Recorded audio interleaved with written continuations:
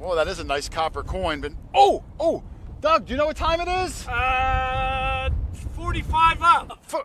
Who says 45 up, Doug? It's quarter after.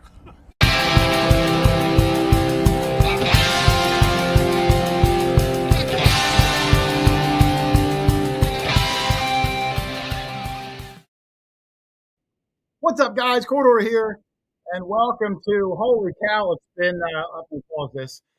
It's been like 3 weeks since I've been here with being sick and all the nonsense. I remembered how to do all this stuff.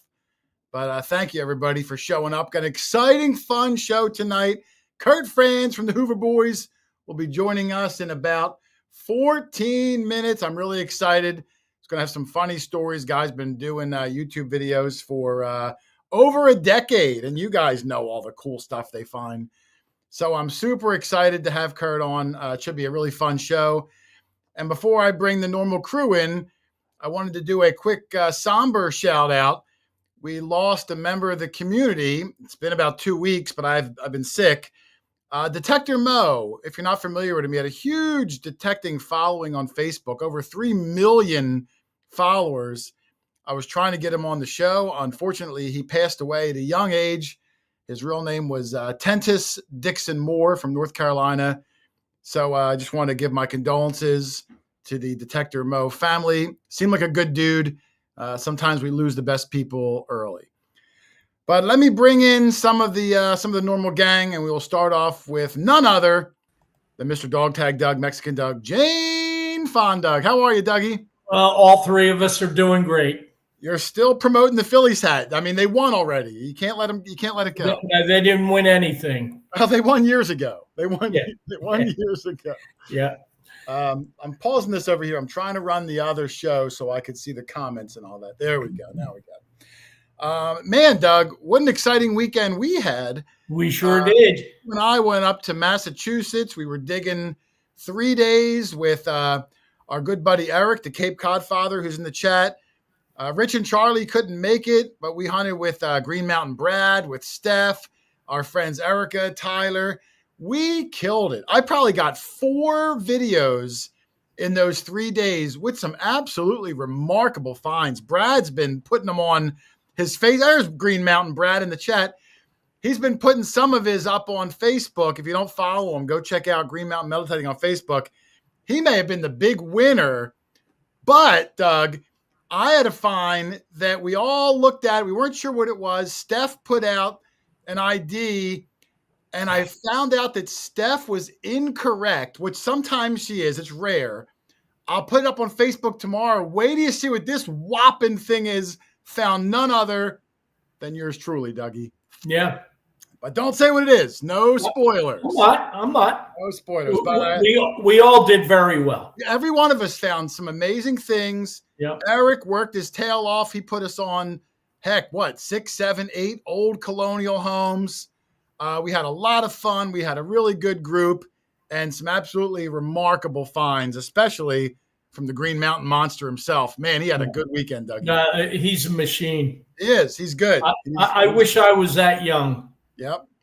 But let me bring in some more of the gang. Of course, let's bring in the bearded wonder himself, Mr. Rich Van Winkle. How are you, Rich? Good. How's everybody doing? We are doing good. You missed a fun weekend, Rich. We had a fun time up there. I know you were trying to go. You weren't able to make it happen. Next time, my brother. I heard, yeah, but I think these trips will keep happening, it seems like, so.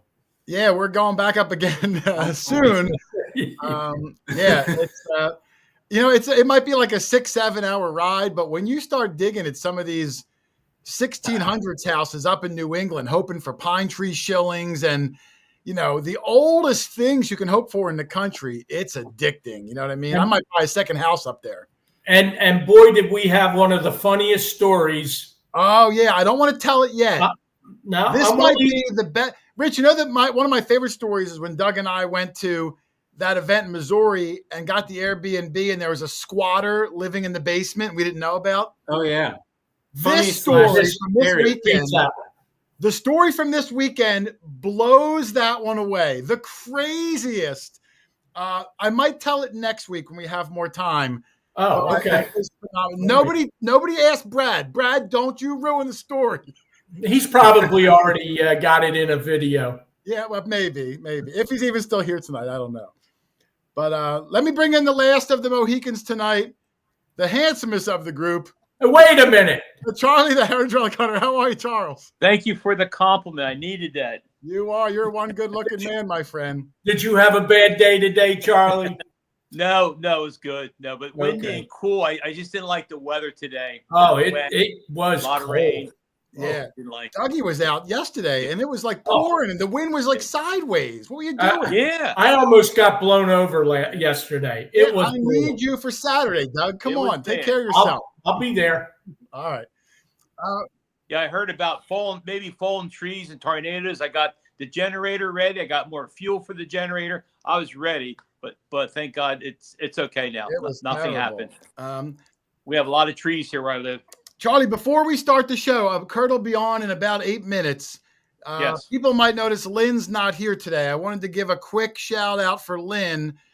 Lynn's doing the antique show this weekend. The antique season is back. She will be out in Canfield, Ohio at the Hudson Antique Show, setting up a booth there. You guys know that if you go visit Lynn at one of her antique shows, you check out her booth. She's got prizes. She's got a signed picture of Doug and I. Everybody wants one of them, right, Doug? You put them in the toilet. Oh, yeah. They're fighting each other for them. It gives you something to aim for when you go to the bathroom, Doug.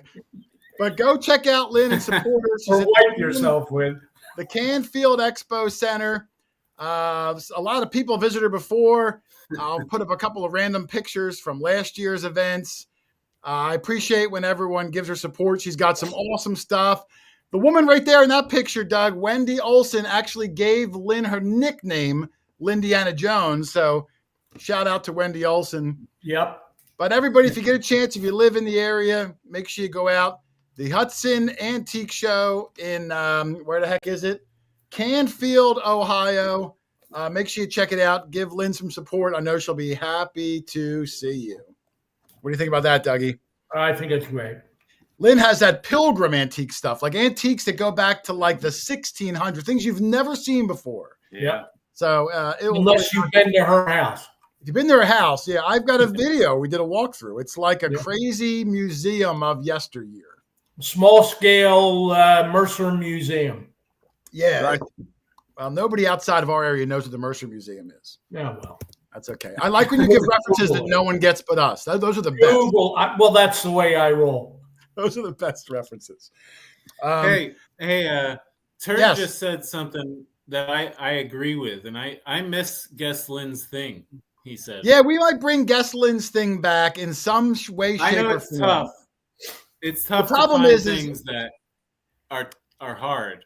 Yeah, a lot of her things, even though they're old, you can look at it and you know what it is. It's hard to find something that like you're just like flabbergasted. Right. I do like Gesslin's thing. I especially love the name of the game because that's just so funny. It makes your mom blush. We will bring it back in some capacity. Yeah. Oh, and a big announcement too. I forgot. Next Thursday night, spring is coming, Rich. The flowers are going to be blooming soon. To help you guys get your detecting groove on, next Thursday night on the live show, we're going to be giving away a Nokta triple score, 2 coils, Bluetooth headphones, AccuPoint pinpointer, the whole kit and caboodle to one lucky winner. So I'm deciding if I'm going to mention it in the Tuesday video or not. But everyone in here, you got first crack. Make sure you're in next Tuesday, next Thursday, whatever it is. We're giving one away right here on the show. What do you think about that, Dougie? That's amazing. Yeah, we're gonna have we'll have someone from Nokta come on. We'll give it away. It's going to be a fun show next week. We'll be recapping the last 4 weeks of stuff because we haven't been on in a while. I'm excited for next week. Oh, weather next week looks great. Yeah, I'm excited. It's 70. I'm excited. I'm tired of digging through ice and the tundra. I'm tired of walking through snow. I'm burned out, Rich. I want some warm weather. I want to see bees. And not only was it cold, I saw a bunch of honeybees in a puddle the other day, and it made me really happy. Yeah. The bees will be nice. The wind, like you said, Charlie, whipping. I mean, it's been the coldest winter I remember since I've started doing this, maybe 10 years almost. The super. Oh, and look, there's Kurt in the chat too. I see him in the green room. I'm bringing him in 5 minutes. I like to get everybody in. Everyone knows the guest comes on 7:30.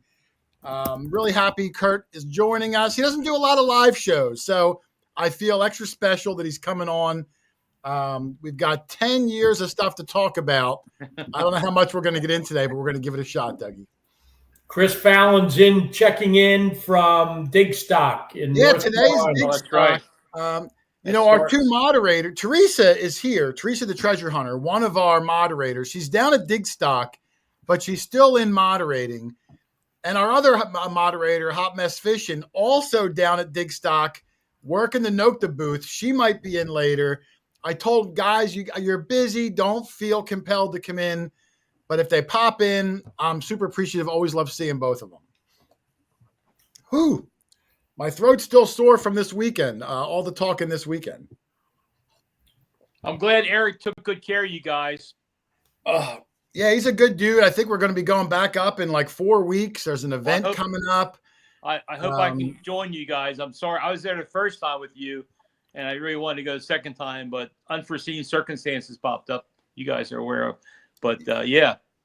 And Tyler was with you. Didn't Tyler hang out with you a little bit? Tyler, who we bumped into the first time we were up there, he came. We were detecting in a field, and Tyler was there just detecting with his friend.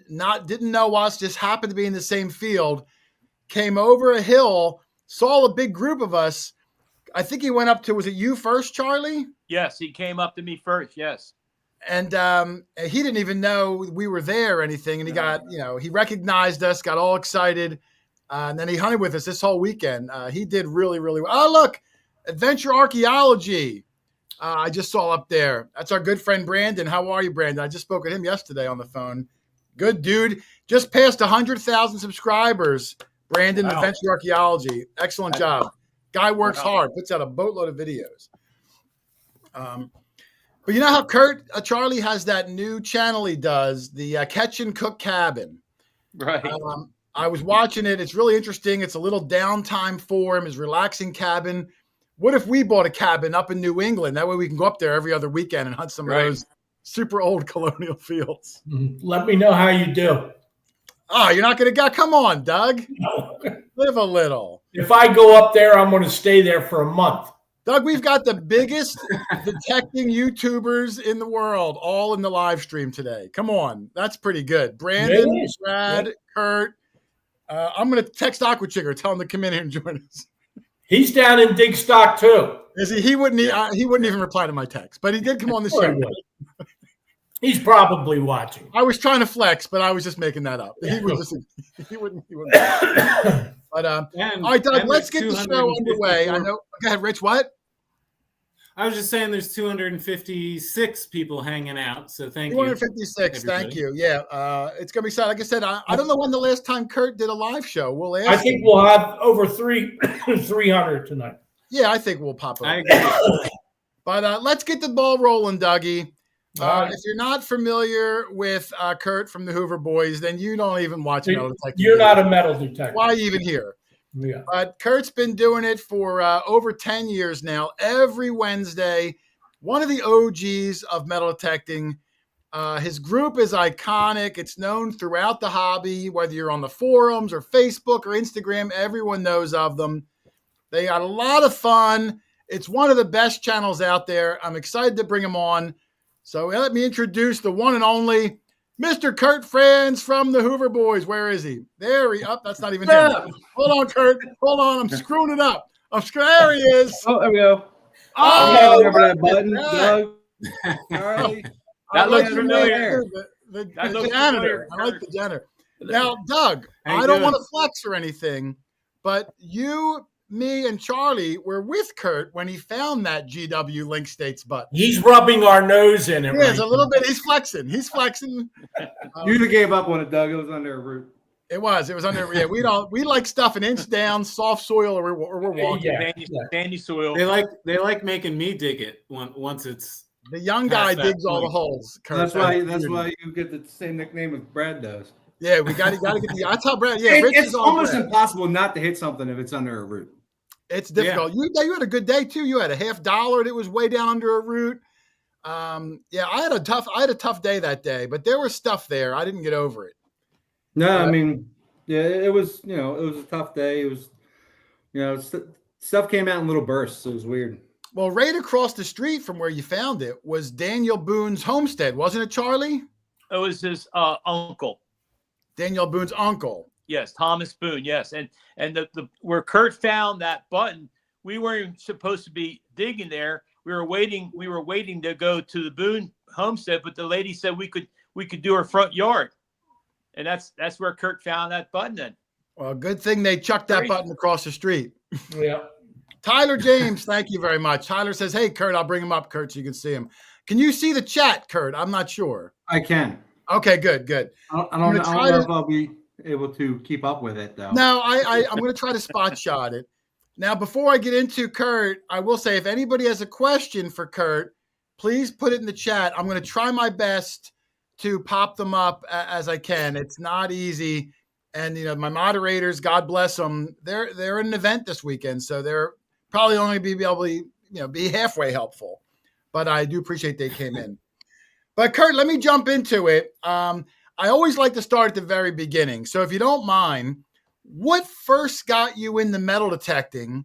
And then when you're hooked, what made you say, you know what, I'm going to start a YouTube channel? Give me the backstory, the OG backstory of Kurt Franz. So my best friend growing up, him and his father got metal detectors, and I would literally I would go out and watch them metal detect because I didn't have one, and I'd like hanging out with my friend and his father, so we would go to different parks or different beaches or whatever, and I would sit there and watch them detect. Sometimes they'd give me the sand scoop, and I'd dig their signals and stuff, and I got enough money throughout the summer, doing chores and stuff, that I bought my first machine, and him and I did it for a couple years, digging some properties around the neighborhood in a local park and stuff. I mean, we're talking, this is early 90s. Yeah, it's got to be a long time ago. Yeah. I was probably, 10 to 12 years old before that, like my brother and I bought, we had one of those little orange and black Radio Shack detectors with like the little screw knob on the side. The needle. No, it wasn't nothing like that. Oh, not even a needle. Literally a black disc, an orange handle, and it had a knob to turn it on, and like went from on to 9 or something. And we found some nails and pennies in our father's yard when we were really young. That's going way back. I didn't even think about that till right now. But my buddy Ryan really got me into the hobby, and he was in a metal detecting club at the time. And as an adult, when I got back into the hobby, in order to metal detect some of the parks in the area, you needed to have a permit. And to get the permit, you had to go through a metal detecting club. So I remember hitting him up. I was like, what was that club that you went to as, when we were kids? So I went to that club and became a member and got the correct paperwork so I could go hunt some of the local parks and stuff. But when it comes to why I started a YouTube channel, I watched a lot of YouTube when I got back into the hobby.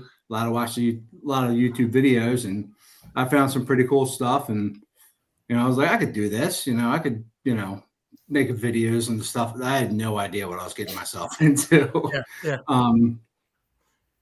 But I had a good signal one day in one of the parks we were at, and I decided to do a live dig, one-handed with my cell phone at the time, and out popped a large scent, and that was the first thing I found in episode 1 of the Hoover Boys. Wow, right off the bat, you popped a largie. Yeah. I used to be able to.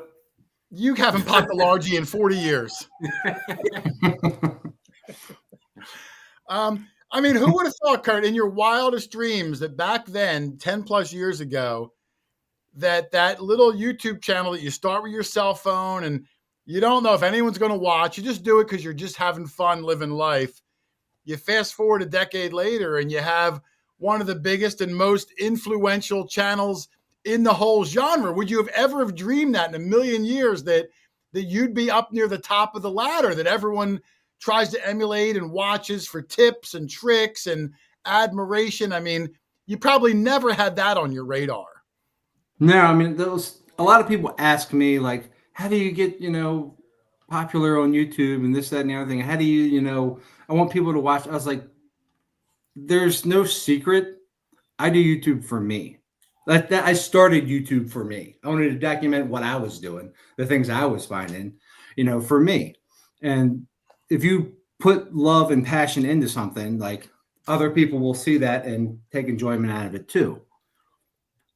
Yeah, I couldn't agree more. If you are true to yourself and you make videos that you like, that are your passion, whatever it is, and especially if you stick to it, you're going to build an audience. And people can see if you are really passionate about something or if you're doing it for the wrong reasons. People aren't stupid.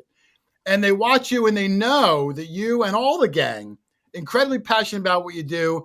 And you live in one of the best areas out there where you're right on that border of, like, you got all the colonial stuff, you got Civil War stuff, you're in the heart of America, and you guys have found some of the greatest things over the past 10 years. You probably couldn't even remember them all if you had to write them down.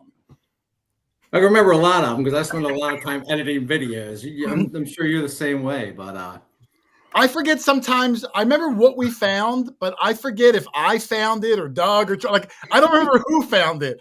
And then I'll go downstairs and look through my cases and I'll be like, it's not here. I guess it wasn't me. Now, Doug, I want to do a little treat real fast. I don't know if you've ever seen this, Doug. You probably haven't. And Kurt probably hasn't seen it in 10 years. But, I probably started putting videos out about a year or so after Kurt. But I was getting into metal detecting, watching YouTube videos. I was watching Kurt. His channel was very small at the time, but there was a charisma, like you enjoyed watching him, just like you do today. And I want to show this little clip, Doug. It's about a minute, so wake up. Okay. Play it full screen. I think it's going to be kind of interesting. Are you ready? I'm ready. Watch this, Doug. Surprise. We just hit 500 subscribers after last week's episode, and we had a contest to celebrate.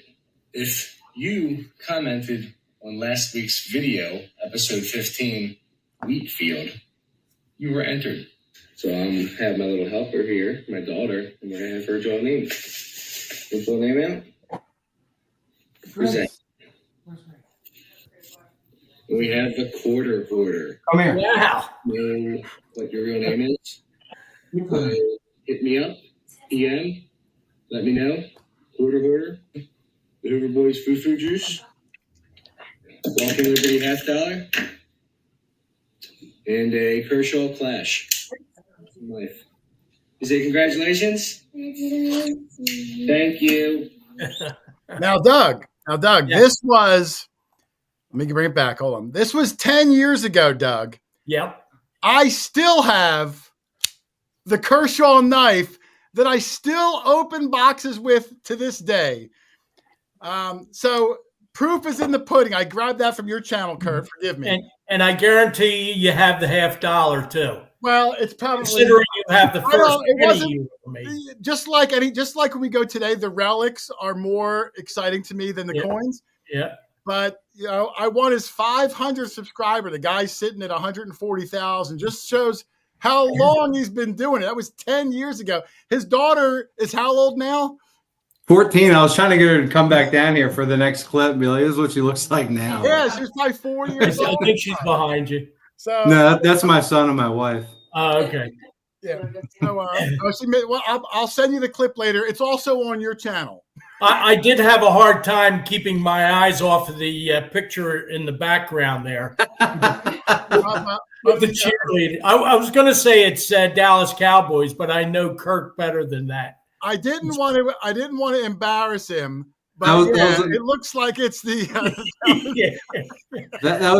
That was an original. That's my brother took that picture. Okay. Oh, really? Yeah, that was back in their little man cave down at my old house. Now, will you be putting that up on the cat in the new cabin? Probably not. I haven't even hung it in this house yet. Oh, okay, all right. I know exactly where it is, though. I thought it was cool, Doug. I was in one of the early history of the Hoover Look Boys. what you started, Kurt. 500 subscribers. Yeah, look, back in the days, I mean, Kurt was influential for me to start a channel, Aqua Chigger, Nugget Noggin, and about 3 or 4 other channels that are long since gone. Yeah. But just watching the fun they had and the things that you have a chance to find with a metal detector if you put in the work really got me motivated to go out and do it. And then, you know, I threw my name in the hat too of, I'm going to start a YouTube channel. What the heck? This looks like fun. And here we are. The funny thing is, like, even 10 years ago, like when I started doing it, I didn't expect it to, you know, go anywhere or turn into anything because I thought I was late to the game then. You know what I mean? It was Nugget Noggin and Aqua Chigger, and, you know, you had your big people here and there. And I was just like, you know, I'd see channels with, you know, 1,500, 2,000 subscribers, and be like, wow, that's insane. That I'm the same. You know what I mean? There was a channel I watched back then. They had like 350 subscribers. This is 10 years ago.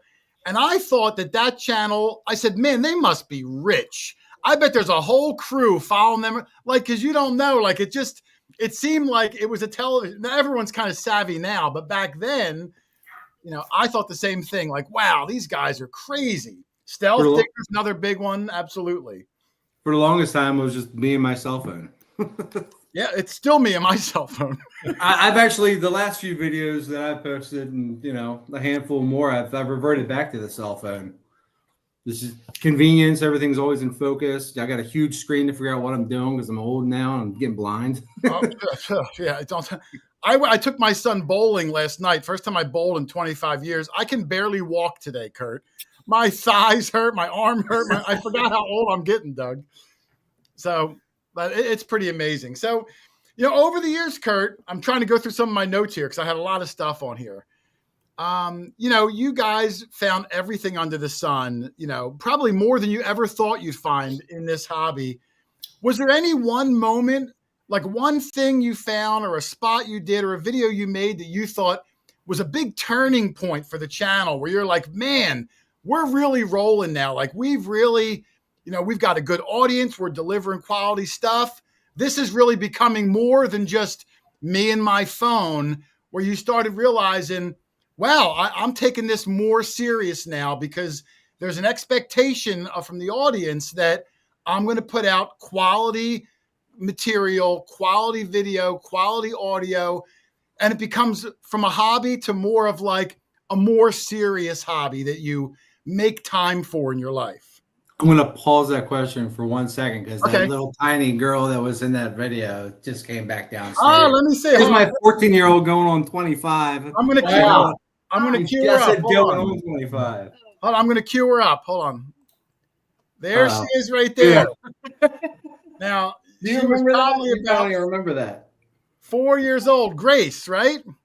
Yes. Grace, do you remember picking my name from that hat 10 years ago? No.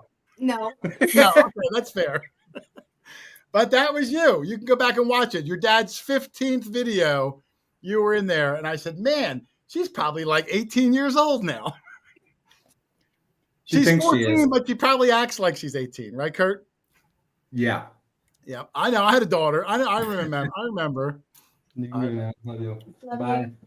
I've seen her in some cameos too. I was checking out some of the videos of the Catch and Cook cabin where you're kind of giving a tour. I saw Grace, saw all your kids in there. Yeah. I was going to get to that a little bit later in the episode, but I'll jump on it real fast now.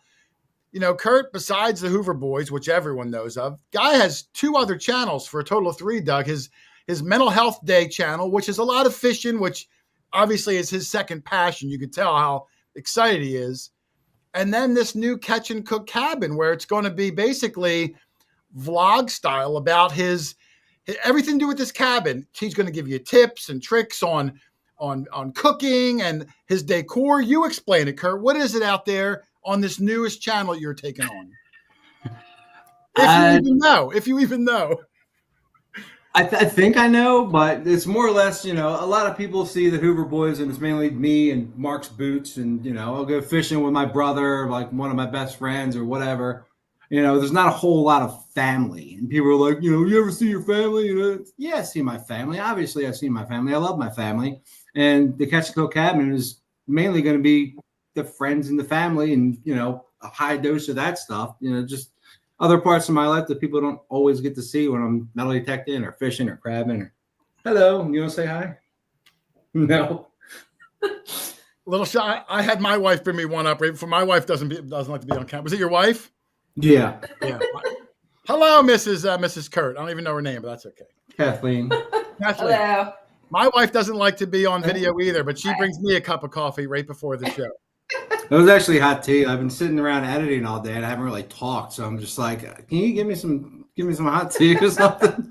Kathleen, I was showing everyone. There's your daughter Grace from 10 years ago when Kurt did his 500 subscriber video. I won that contest. Grace picked my name. Yeah, it just shows how fast time flies by. Unfortunately, yes. Hey, listen, I became a grandpop a few years ago. I know how it is. It creeps up on you.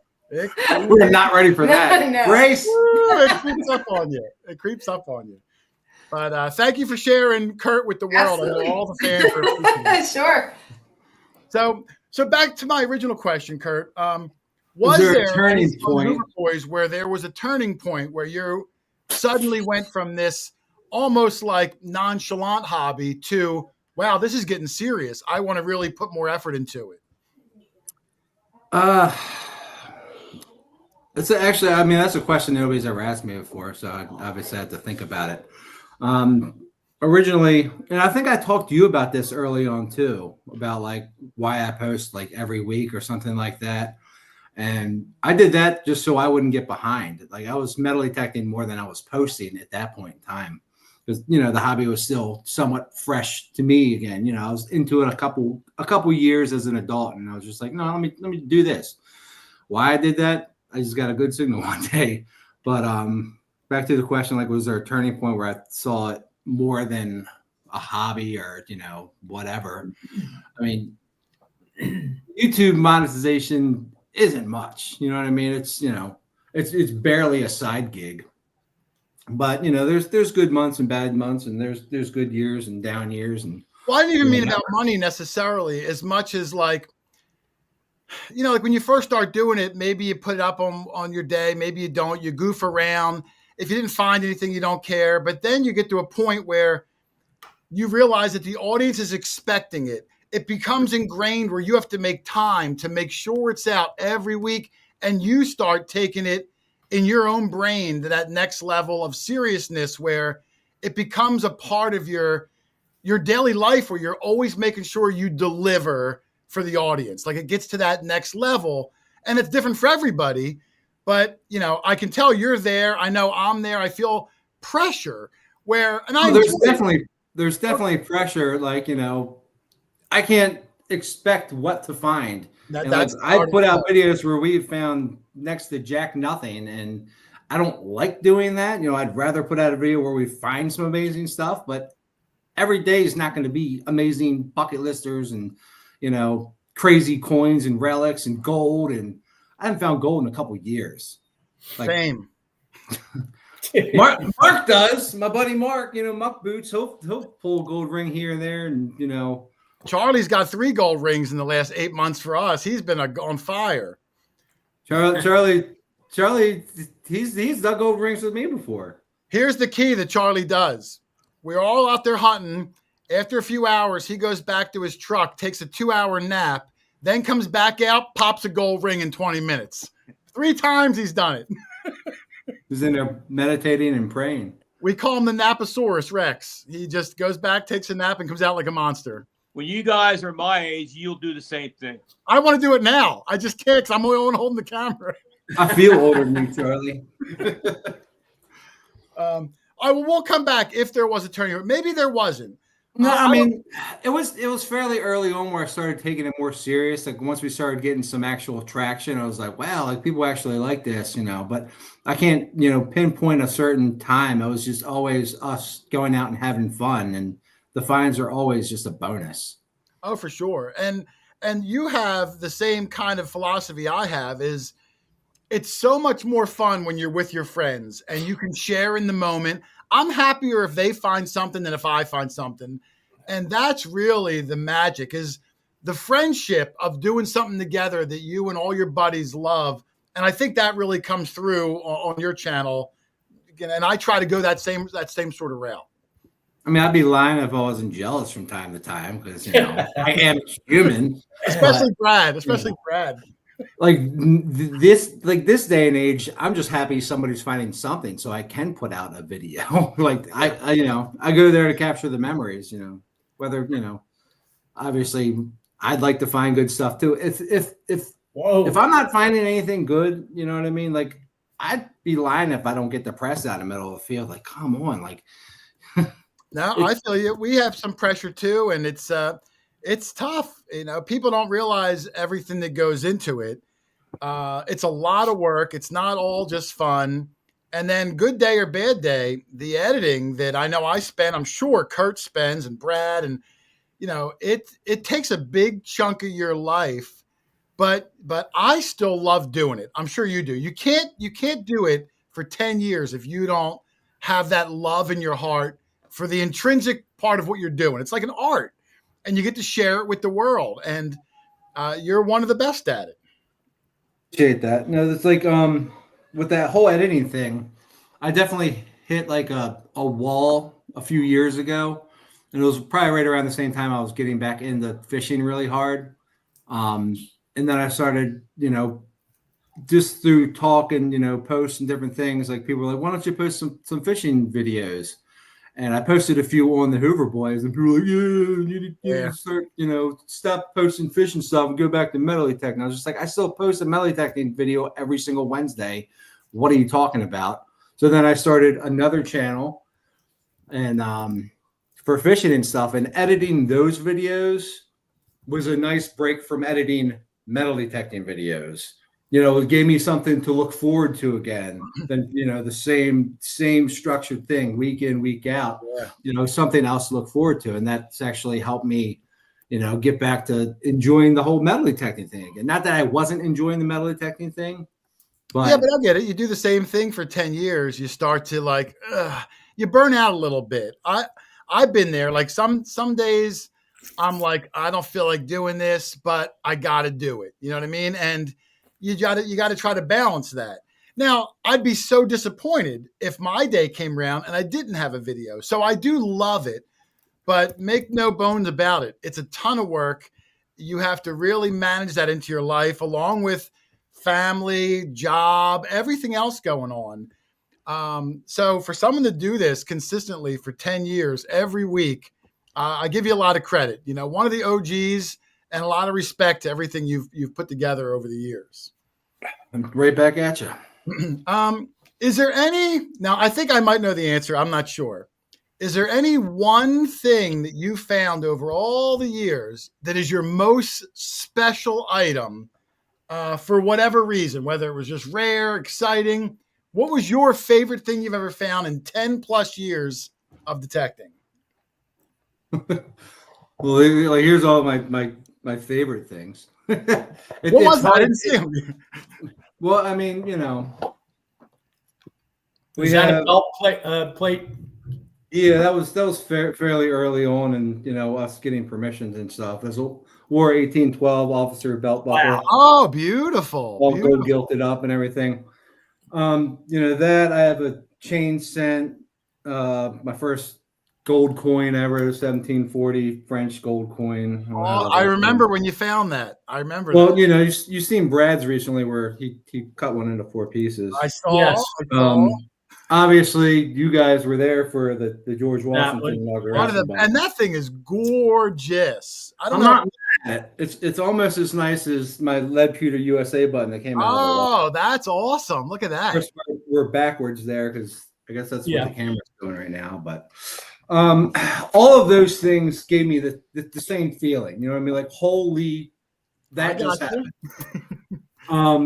One find that, you know, is near and dear to me because it was the coin we joked about finding is the Lord Baltimore coin.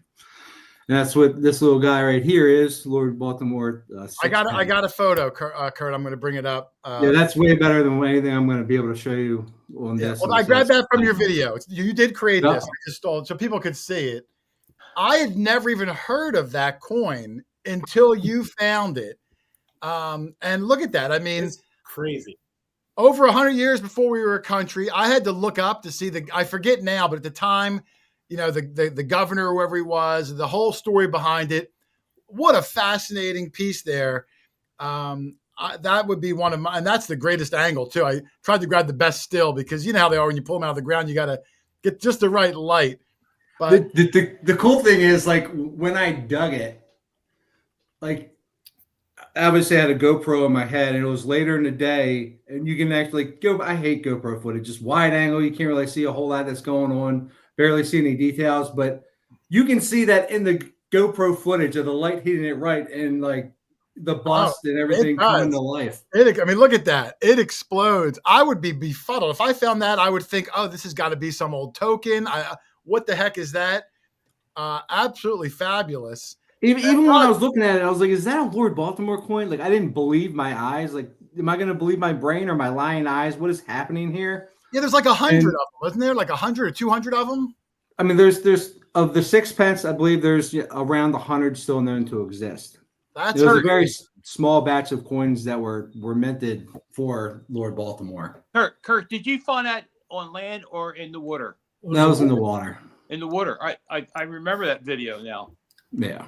And Charlie was like in the same day, he found this coin in the same day, which Kurt, Doug, and Charlie have both been fortunate enough to find this.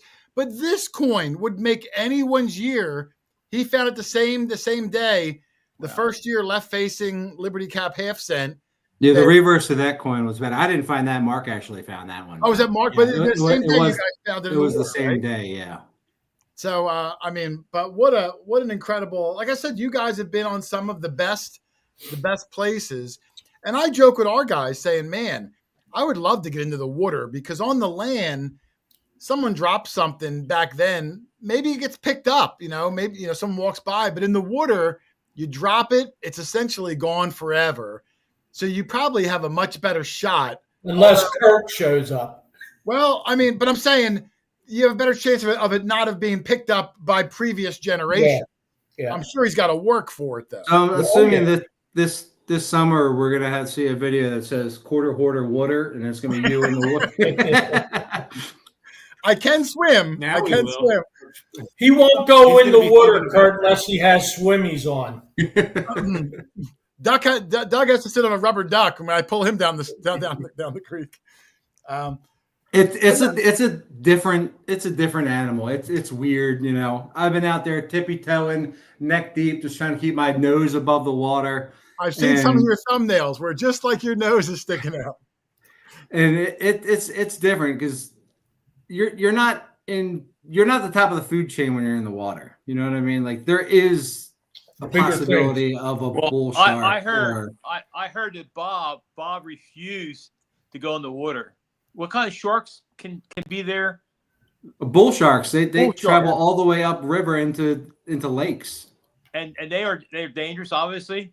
They're very aggressive. Charlie, the movie. I don't want to meet one in real life. Put it that way. I know. Charlie, the movie Jaws, Charlie, was actually based on a bull shark in fresh water in New Jersey attacking these swimmers, and then it morphed into a great white shark in the ocean. But it was a true story of a bull shark in New Jersey, and then all the town people had to kill it. They'll come right up, and they are big, and they're not someone you want to meet in the water.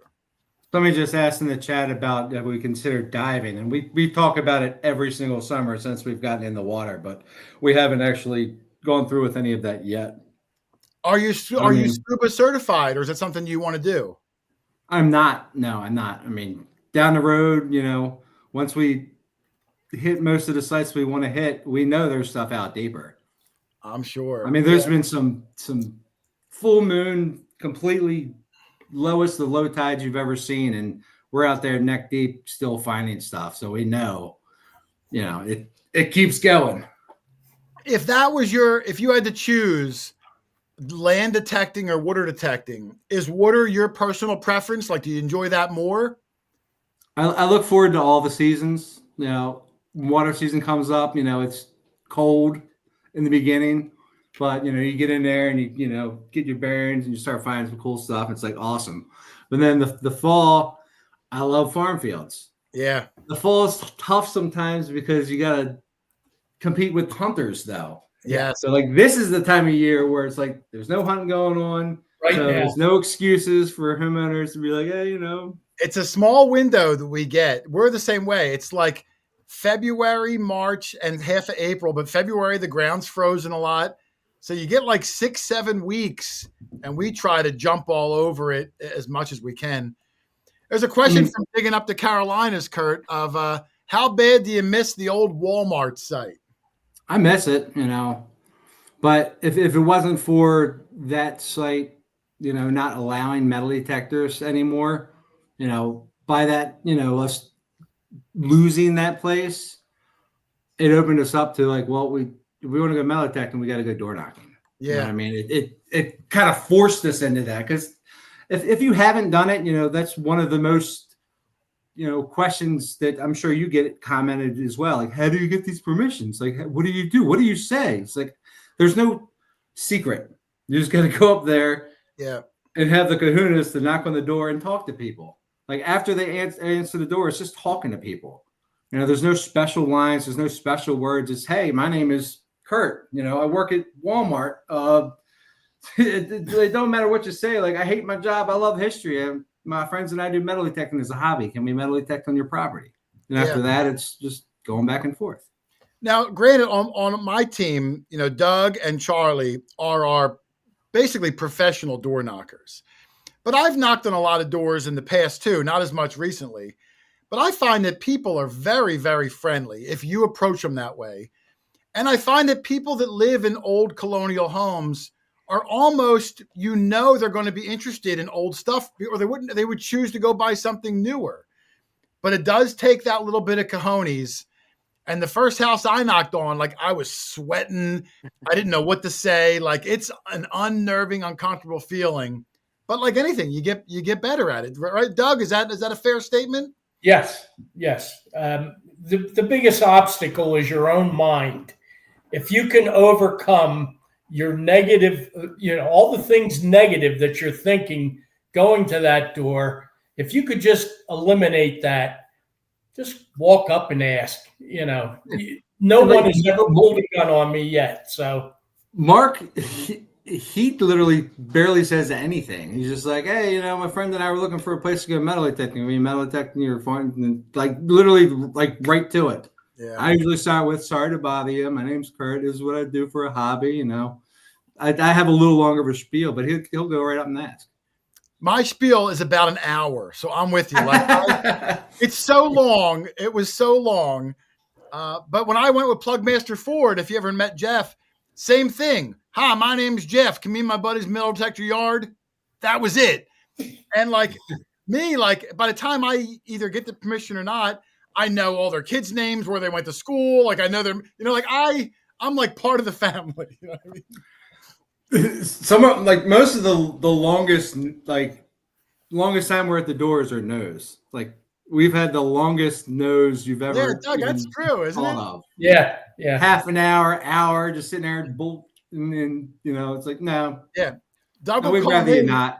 It's Doug like, knocks you on know, the door. He'll get a whole. aren't you curious what's out there? Yeah. So, or you get like, oh, we were going to metal detect it ourselves. You've been living there 30 years. You haven't done it yet. Yeah. Saving it for the kids. Yeah. You hear that one, you know. But I get it. I don't want people knocking on my door asking to dig. It's a weird thing to do. Like, hey, can I dig up your yard? Yeah. My spiel. But people say yes. My spiel up my way, Kurt, is hi, I'm Charlie, and I'm married to Judy Snyder. Judy opens. How you been, Charlie? Yeah. It's been real good, Kurt. Thank you. It's been a little while. Yes, it has. It's good to see you. Good to see you smiling, buddy. Thank you.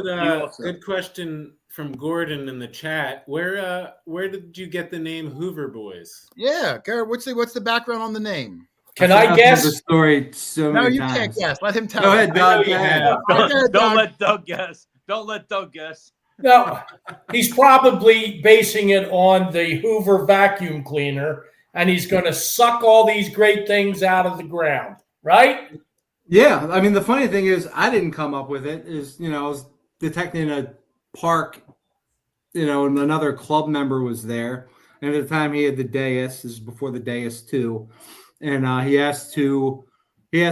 just got it. So he's like, hey, if you get a good signal or deep signal or signal you're going to dig, whatever, can I beep over it? And I'd be like, yeah, So we were comparing signals. I get a nice deep squeaker, and he'd beep over it. He couldn't hear it. Blah blah blah. He didn't have it tuned in right for the site. I guess I don't know. But either way, I was digging up. I had a really good day. I was found all kinds of stuff, and half the signals he couldn't even hear on his dais.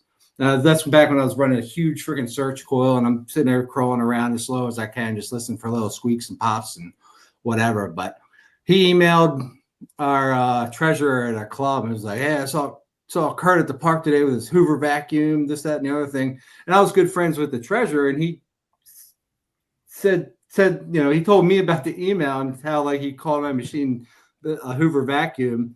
So I thought it was funny. So I got a Hoover sticker and put it on my metal detector, because it does kind of look like a vacuum cleaner too sometimes. Yeah. And somebody else, it was just because I thought it was funny that somebody called my machine a Hoover. You were right, Doug. It's funny. I always had the same impression that's where he kind of got the name from, sucking up the good stuff. But that's just, I put the janitor on here because I originally I had Kurt THB or whatever, but I went with one of my nicknames, and Brad gave me that nickname because I always clean up. I tell you what, I was going back this week, familiarizing myself of some video. I don't get to watch every one because when you edit, it's hard to find time. So I'm going back trying to catch myself up, and every time I see that red board come out at the end, your pile is always one of the most dominant ones. So I'm running around videotaping half the day. And as I'm saying, you're still sucking up the goodie. Sometimes my pile is nothing. Like there's a big empty spot where my pile should be. Hey, our buddy Mark's in the chat. What's up, Mark? If it's a good spot, Jason might not even turn his machine on. Oh, wrong one. Sorry, there's Mark. Mark, I keep clicking the wrong one. I apologize, Mark. Mark will be popping on next week. We're going to be giving away a whole Nokta triple score combo for the spring. Thank you, Mark. Make sure you guys tune in next week. More information on that in Tuesday's video. Here's one, Kurt. Did you see this? Scott King, did you see our Beavis and Butthead episode when we made it on that children's cartoon where they made fun of us for 30 minutes? I did not. I saw that in the chat. I'm like, what is that? It was so stupid. They mostly made fun of Doug, but that was target. That was our congratulations. Well, I don't know if it's congratulations, but it was an honor in a weird sort of way. Yeah, we rode that wave for a few weeks, a couple weeks, and then it kind of blew over. Yeah. Let me see. Hold on, I got a couple of them here. England, you and the guys went overseas. I know at least once. I know the guys went over to Scotland recently. You weren't able to make it. How do you compare going over there for things that are potentially thousands of years old, as opposed to over here, where I know as a YouTuber, it seems like when American goes over to England, the videos don't do as well. I guess Americans are kind of want to see their stuff. Have you found that your English videos didn't do as well? And to you, does it not matter because you love the older the better? The videos themselves, I can't really. When I went to England, it was a long time ago. It was a long time ago. It was a while ago. I think those videos over time did fairly well. Oh, okay. The weird thing is, it's probably all because of the thumbnail, but I literally took a video every single day we were there, and then posted one each week, and then at the end I put all the videos together for like 10 days of metal detecting in England. And it was like all the, a picture of all the hammered coins and all that stuff. And that video is actually done extremely well. But, I'm sure it was just because of the thumbnail, but it was, 10 days long. Well, maybe those long ones, like I saw like your year-end wrap-ups usually do exceptionally well. I think some people like a long one. They want to sit down with a bowl of popcorn and watch an hour, 2-hour video.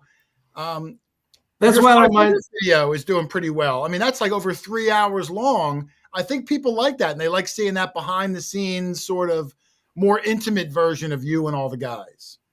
Yeah, I mean, I try to keep them right around 20 minutes. I mean, I feel like the long YouTube videos are getting killed by YouTube shorts and TikTok, and everybody wants everything bam, bam, bam, bam, bam in their face. And obviously the older crowd is still watching our videos, thank God. But I think the longer type videos are getting not doing as well as they used to because of all the shorts and stuff that are out there. I think it's killing, longer videos. I think the attention span of people in general is getting shorter and shorter. But you're right. I do think the older crowd still like sitting down. I like, like my channel, your channel are similar in the sense that a lot of the fun are the silly antics that go around the fine. And you can't capture that in 30 seconds, So I think we still have a good niche of the long form videos. I tried the short TikToks and I just didn't like it. I felt like I lost everything that I enjoyed doing. Mm-hmm. And I would still like to put out more. Like I've done a couple shorts. I did a short on the Lord Baltimore when I got it, and then I went back in the archives and did a short of Brad flowing hair as half dime, and did one, a couple of them. But I need to do more of them. But like just with everything, it's time consuming. Even it's completely re-editing it in a different format and all that stuff, and it's time consuming. There was a good short. I think you did a short of it where Brad Kung Fu'd the Jenga block. Was that a short? No, that wasn't a short. It was a short little video of just that clip. Though. I was just okay. I remember that was before YouTube Shorts. Oh, was it? Okay. I thought I saw that somewhere outside of YouTube. Maybe someone stole it from you and reposted it. Someone stole it. That's happened plenty of times. Yeah, that's happened a lot. I've had people like making fake merchandise on eBay. Like it's ridiculous. Pop up YouTube channels where they take all of your content and just throw it back up there. I'm sure you've dealt with the same stuff. That stuff is no fun to deal with. Yeah, I've had a few that I've taken down. Brad has it a lot. Now, especially overseas, they grab it, they steal. Oh, look, Ken King, Adventures in Dirt is in here. He said he stole some of your stuff. He's known for that. He's known for that. Yeah, he stole some and he ran with it. Here's a good one. This one's an iconic one too, Kurt. Be honest now. How many takes did it take you to get that bottle cap flip in the beginning of yours to pop right into the camera lens? Yeah. Honestly, if you tell me one, I'm going to get pissed. Honestly, it was less than 5. Really? Less than 5? I was a little sauced up because I had been, partaking in the adult beverages that evening.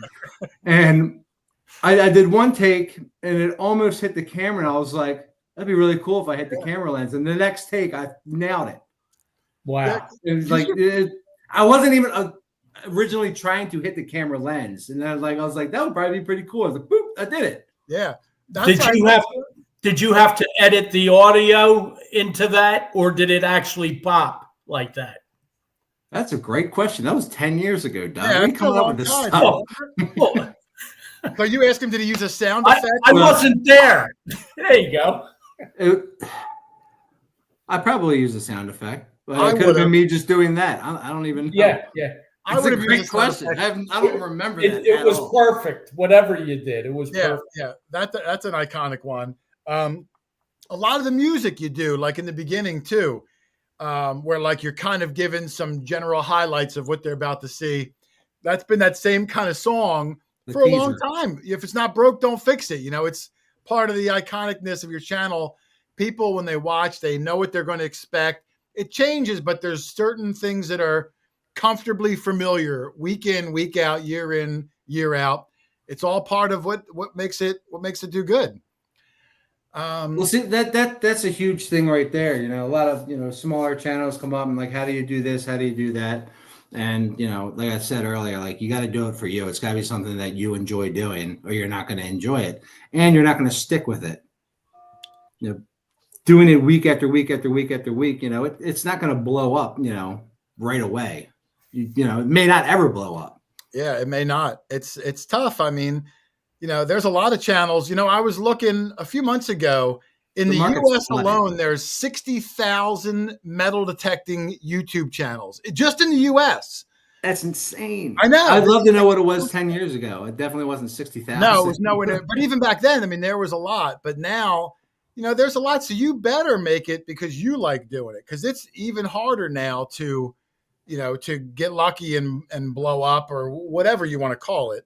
Especially in like a flooded market. You know what I mean? Like my second channel is fishing and stuff. And I was like, man, if I started this channel 10 years ago, who knows where that would be? Because it's a huge hobby compared to metal detecting. Yeah. With a lot of viewers. Yeah. It's all about the Earl. Listen, I love Aquachigger. He came on the show. Great guy.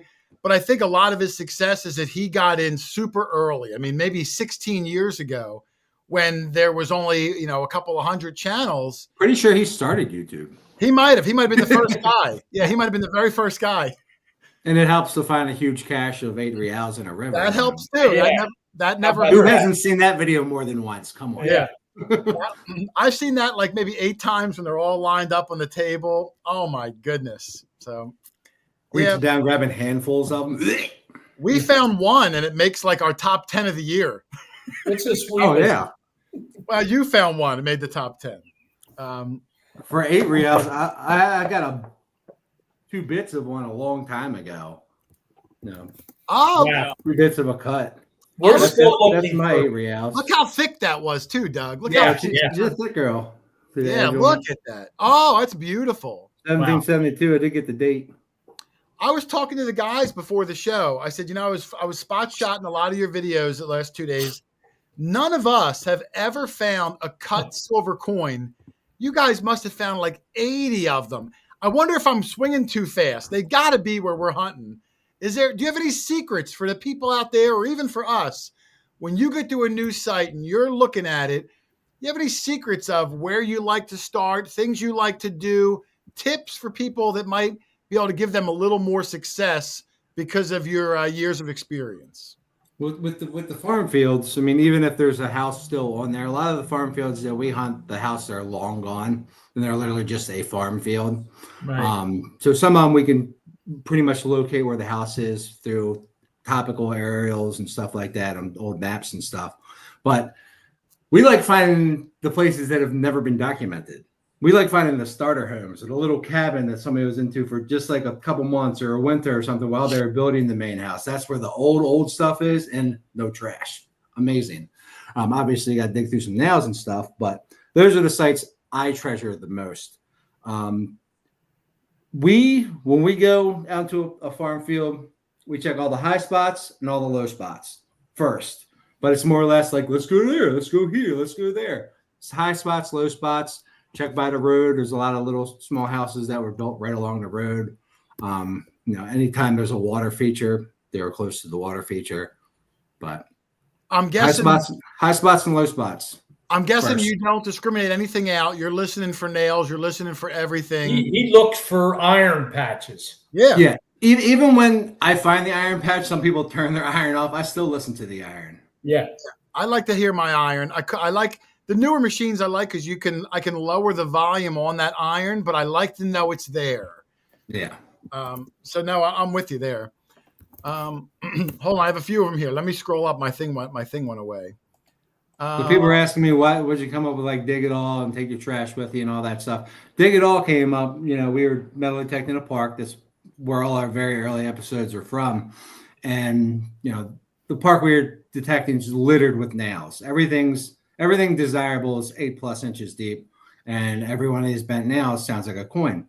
And some of the straight nails sound like a coin. So we were digging, and I'm like, if we're digging 8-inch nails that sound like coins, what are the iron sounds that we're hearing? So I started digging iron sounds just for fun. I was finding deep musket balls, and there's a little fine line at every metal detector where something iron is going to sound like a non-ferrous, and something ferrous is going to sound like iron because it doesn't know. It's guessing at a certain depth.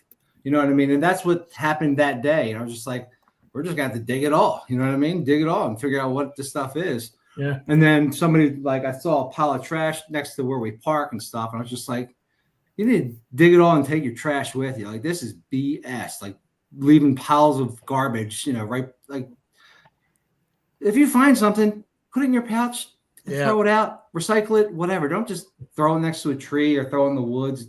That's, gives us a bad name. It. Yeah. Yeah. Yeah, we have a thing where if you touch it with your hand, you take it with you. It goes with you. Absolutely.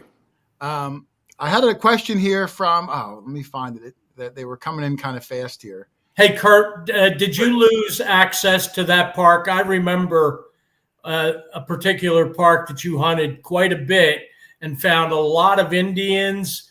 And then it seemed like I remember you saying that you weren't allowed to hunt it anymore. We were told it was deemed a historical site, which it was a very historic site. It was deemed a historical site, and they disallowed metal detecting there anymore.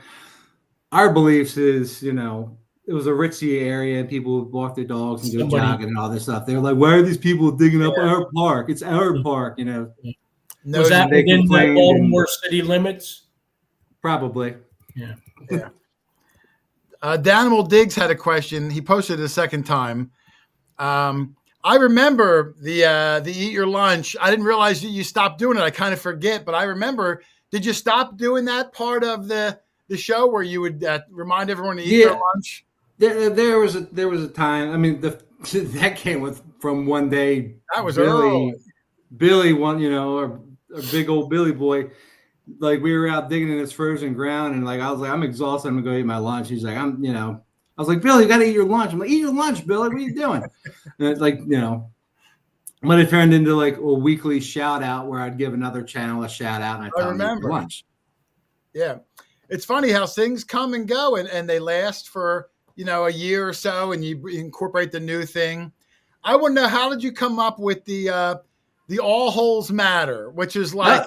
That's a big one. That was Billy. Billy boy came up with that. That one really caught on. Like, you see that one everywhere. I'm glad you brought that up, Kurt. I'm still waiting for the check for the time I said that on one of your videos. Oh, you said it on Kurt's video? Yeah, we were sitting in Charlie's house, and that was the day that Kurt found the GW button. GW button, and he allowed me to use that line, and he put it on. You gave the final line. Don't ever give him to him, Kurt. He'll take a mile. Give me it was a great. Billy just said at the end of a hunt one time, we just cracked up about it, and so it just turned into another slogan. Yeah, that was a good one. Weird Guy in the Park's another one. He just put up 44. So if you know, you know. Whenever you guys find like a coin from 1944, you do the. Who was that? Was that Marshall Falk, Doug? No, I think Marshawn Lynch, maybe. Yeah, Marshawn Lynch. It wasn't Marshawn Lynch. No. Who was the guy in that commercial? It was a running back. I know Big heavy guy, and he's like doing 44. Yeah, baby, that's me. So the guy Chris that always throws it up there. Like, he would do it on his channel, Dirt Fishing Ohio. And I went out there and dug with him, and it just happened to be our 44th episode that we dug with him. And, we were out there for the Civil War Preservation Project of Ohio, the CWPPO. I remember that one, yeah. And we were late at night, after doing some shenanigans or whatever, and we were in the bathroom. It was me, him, and Brad. I was like, give me a 44, ladies, that's me. And I don't know. Yeah, it was a bathroom. I got to meet the guy. I more or less stole it from him, but it's him doing it. So no, it's been a big fun. That's been around for a long time too. But he got it from the commercial where some guys in line, getting some. Yeah, and they call 44. Yeah, he's in the supermarket. Yeah, he's in the supermarket. Woo! I remember. He's getting some lunch meat for make some cold cuts. Oh, they're saying it's Icky Woods. Maybe it was Iggy. That's what it was. Yeah. They did the Iggy Shuffle. That's right. Yes. And Icky Woods looked much bigger in the commercial than he did in his playing days. I remember that. Too much time in the deli line. Kurt, any big projects coming up or anything like that? Or are you just kind of doing your own thing? Anything that you're planning? Collaborations, things like that? No, I don't do a whole lot of planning. There's a couple guys that recently reached out to me and invited me to a hunt. We're going to be doing that in the next couple weeks. Looking forward to that. But like people are always asking me, like, you going to this big event? Like Dig Stock's apparently going on right now. I'm not on Facebook or like looking into those things enough to even know they're happening. Yeah. Well, you have a lot. It's hard when, people don't realize, like you said, you got a wife, he's family, he's got a full-time job, he's got three YouTube channels. It's hard to make the time to get out to these events, and it's fun. It's a lot of it's a lot of shaking hands and kissing babies because it's hard to really, make videos when there's a lot of people around and you're trying to say hello to everybody. It's a challenge. We only try to do 2 or 3 a year. That's what those big hunts always were for me. Like it was meeting, the people that actually watch our stuff, and it's still surreal for me. Like the very few times I'm out and about and somebody comes up to me, and the funny thing is I get recognized more for Mental Health Day because people in my area for watching my videos to see where I'm fishing and stuff like that. So I feel like more people recognize me from that because they're local. But no, it's last big event we went to. I don't know if it was Bone or Dig Stock or whatever, but like we were there sort of with Garrett and we were like signing autographs and stuff. And I remember it just feels so weird. They had the banners of you and all the guys. The foot like Garrett had like we saw you there. Yeah, that was years. Was that Dig Stock? What was that? That was Pound the Ground. That was Pound the Ground. Yeah. That was probably 5 years ago or so. That was probably my last big event, that I've been to. Yeah, I remember all you guys were there. Yeah, Garrett had those big giant banners. And remember we were at the meet and greet, you guys were signing, and so many people were in that little building, they kicked everybody out. Were you still there when that happened?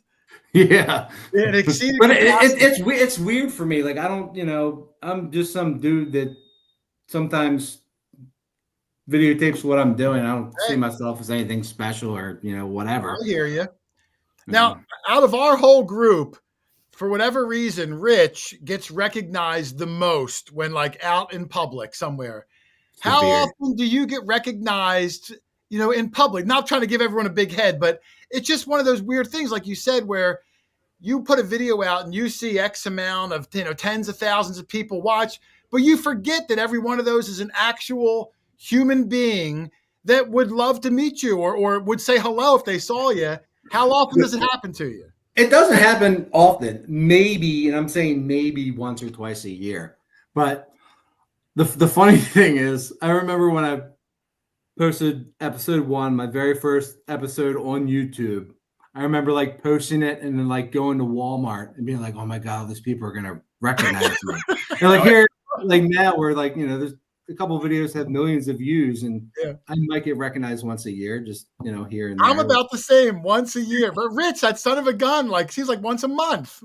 But it'll be in like a Bass Pro Shop or It was like that for a little Walmart. bit, but now it hasn't happened in quite a while. Oh no, I think it's because we're behind the camera, Kurt. So the other guys. Yeah, one time. I mean, that was the only time all last year. One time I was crossing the bridge and the toll taker recognized me, and I was like, "Hey, yeah, that's cool." And then he goes, "Can I come out and take a picture?" And there's like traffic behind me, and I'm like, "Oh, I guess." The Walt Whitman Bridge. Yeah, that was the only time all last year, though, just once. So it's always like the most inopportune moment. But it happened. Yeah, a lot of any questions, put them in there. A lot of compliments. Jeff Vogel, Kurt got you into detecting. I think Kurt's probably one of the most the people that got most people in detecting. The show's popularity, you make it look fun. We always talk about if you go up to someone on the street and you say, "Hey, did you ever go metal detecting?" They picture the old man at the beach by himself. And you're one of the channels that make it fun, that make younger generations, maybe not teenagers, but 20-year-olds, 30-year-olds, they want to get out there and do it. Like it's inspiring to them between the finds and the friendship and the camaraderie. And definitely one of the innovators. And that's where some of the pressure comes in to, not only find things, but constantly put it up there. You're constantly you become a role model in the community, whether you wanted to or not. Here's a good question, Kurt. Randy Nikki. Sorry, Randy. Who came up with your Hoover Boys logo, Kurt? You have a couple of them. Yeah, the one that's, the Hoover Boys, I came up with that, but the one that's, the all holes matter with the Indian head scent, with the headphones on, that was, gosh, I wish I remembered his name right now. That was just a subscriber that sent me, he asked if he's a tattoo artist. And he's like, I'd love to make you guys a logo. And we're like, okay, so one of the subscribers sent us that logo. Yeah. I'd like to do some more logos, and like none of my other channels have any like merch or anything, you know what I mean? But like I said, everything's time consuming. Oh, it is. I remember years back when you had the the phrase, and forgive me, it's like the pursuit of happiness, like the whole phrase. When Smiley in pursuit of happiness. And Smiley comes out and got the whole thing tattooed on his chest. And his back. He's got the logo on his back. And the logo on his back. He's got the whole shirt tattooed on him. Charlie, you've hunted with that's the Weppert, right? The Weppert brothers. Yeah. Smiley and Ron, right? Smiley, yeah. Weppert. I mean, that's a friend and a fan. We all told him not to do it. Like straight up, like, dude, that's a bad idea. Don't do that. It's not a little one either. It's not a tiny one. It's huge. Does he regret it to this day? Or he looks like he loves it. I loved it in episode 500 because like he's walking around without a shirt on. Yeah, no shirt on. It was great. He has not a piece of body hair on his whole chest. He is one of the nicest people you'd ever meet. Yeah, I never see him not smiling. Yeah, always smiling. Very well named. Super smiling. Ken is talking about the Lord Baltimore. We kind of touched on it earlier, Ken.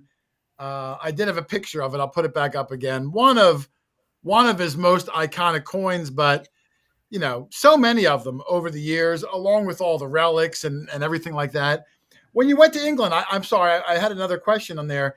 What was the oldest thing that you found over when you were overseas, if you remember? Now, it's been a long time. I didn't find any Roman. Okay. I didn't find. Unfortunately, I wasn't one of the ones who found a Roman grot or Roman silver or anything like that. For me, like coin wise, is somewhere around 1100 for one of like the little silver pennies.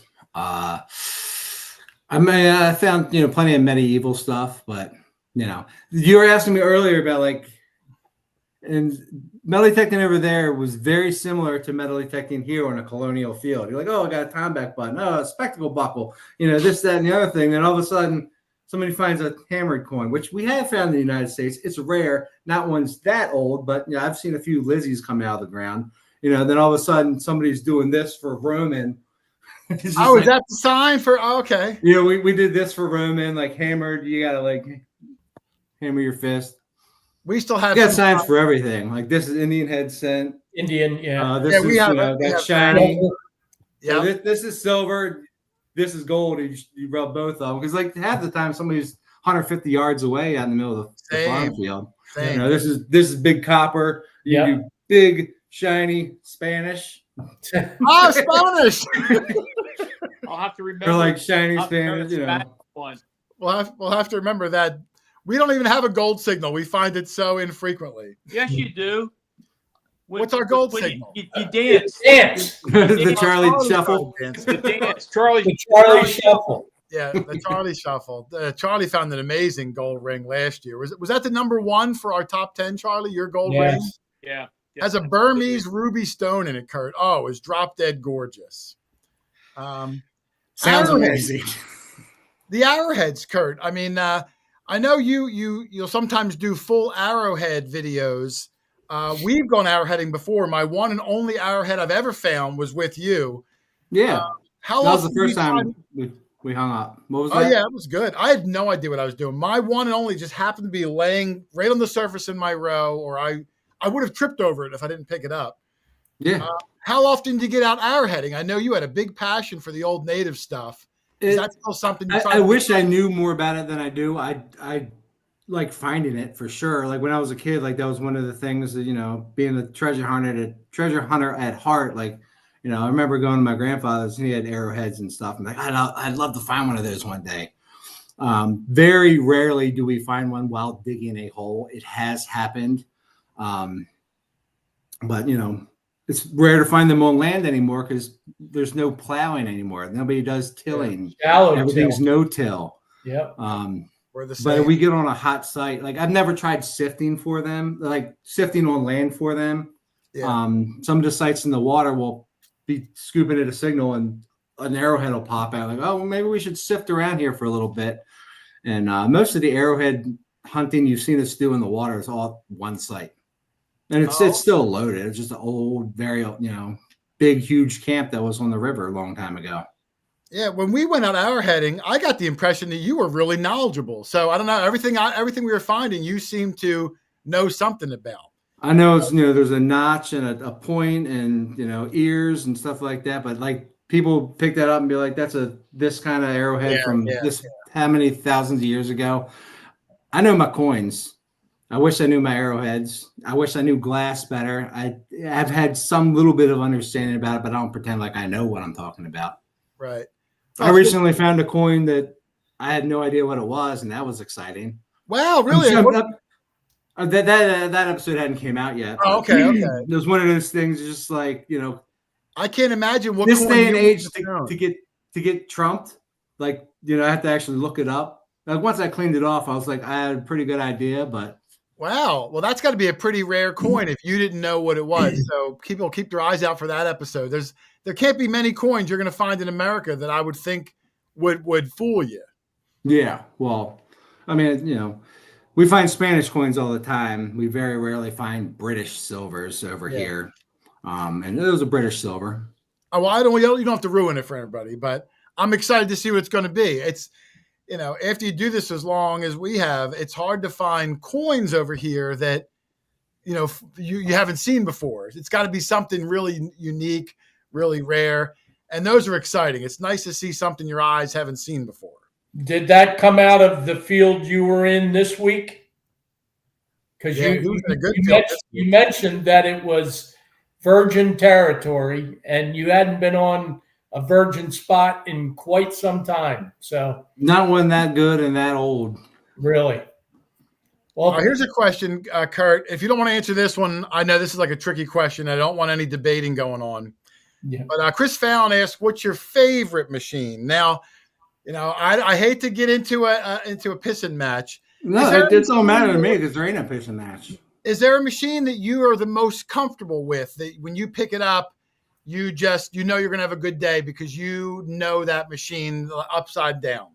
There is no perfect machine out there in my eyes. There might be a good machine for certain situations. The machines never really made that much of a difference to me because, like, when I say dig it all, I dig it all. We're out there in a Colonial farm field. You're digging little foil signals up till whatever. The site matters more than the machine. Everybody's worried about getting like the newest machine is going to be a half an inch deeper, or like this, that, or the other thing. If you know your machine and you're on a good site, you're going to find amazing things.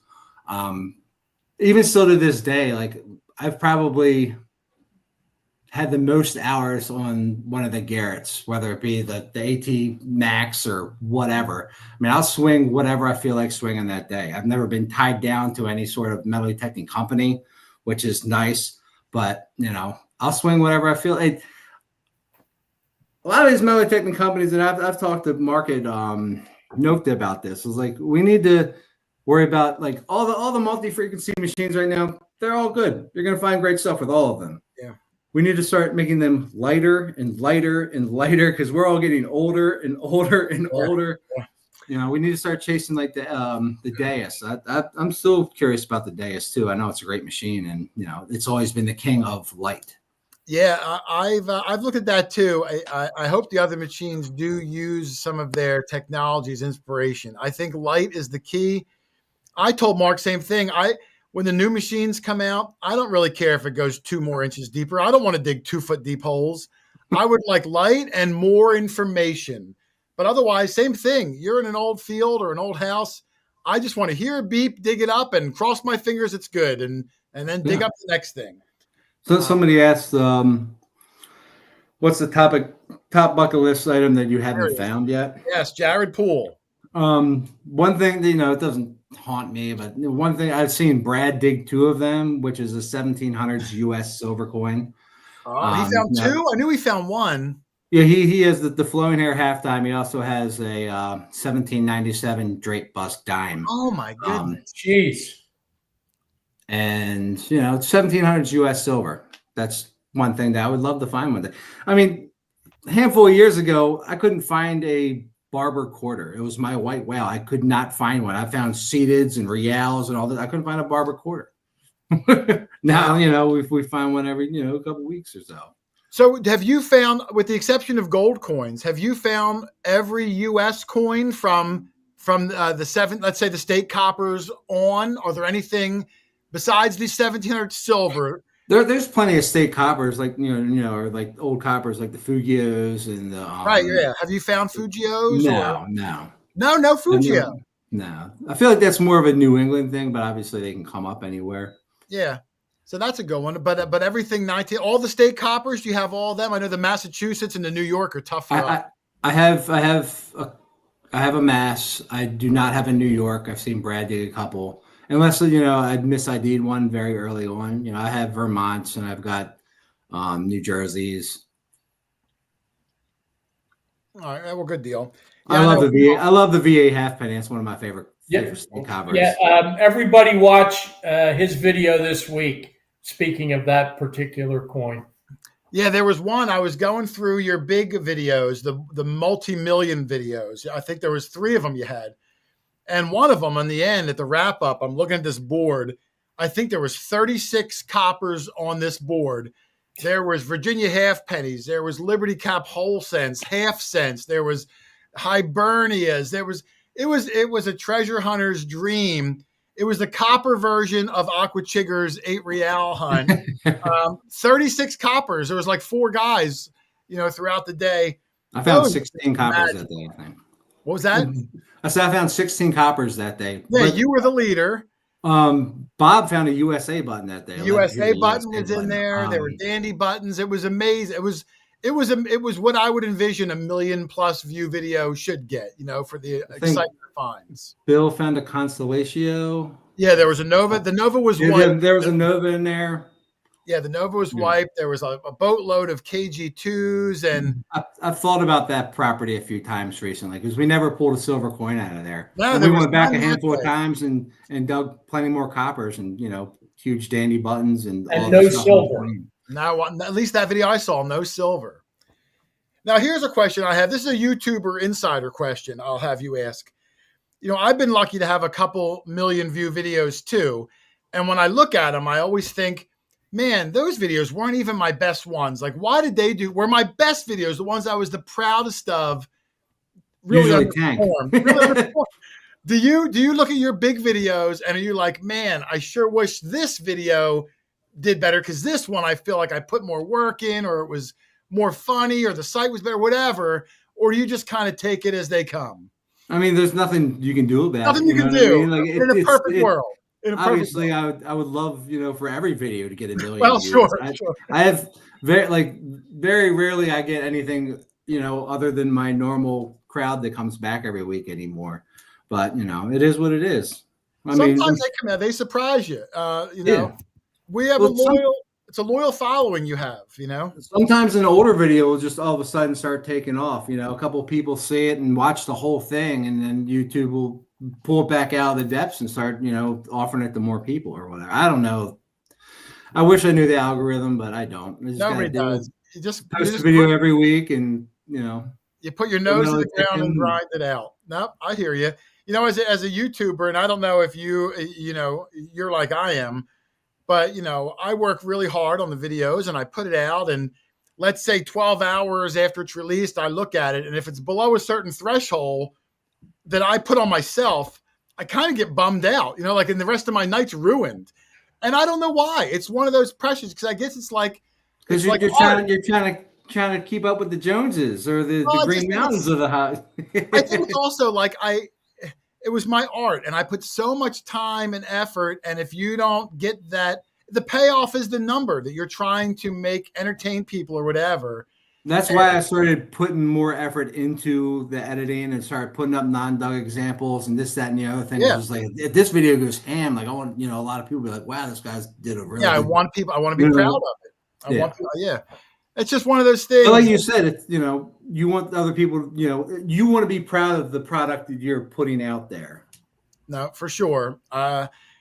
It's just one of those things. You really, a true YouTuber, I think, really wears their heart on their sleeve because they want to be proud of everything they put out there. And so much time and energy goes into every one. And, it stinks when it doesn't do well. And then a video that does really well, and you're like, wow, I barely threw that together. You know what I mean? Like, I don't know. It's just it's all like, it's all thumbnails and titles. For sure.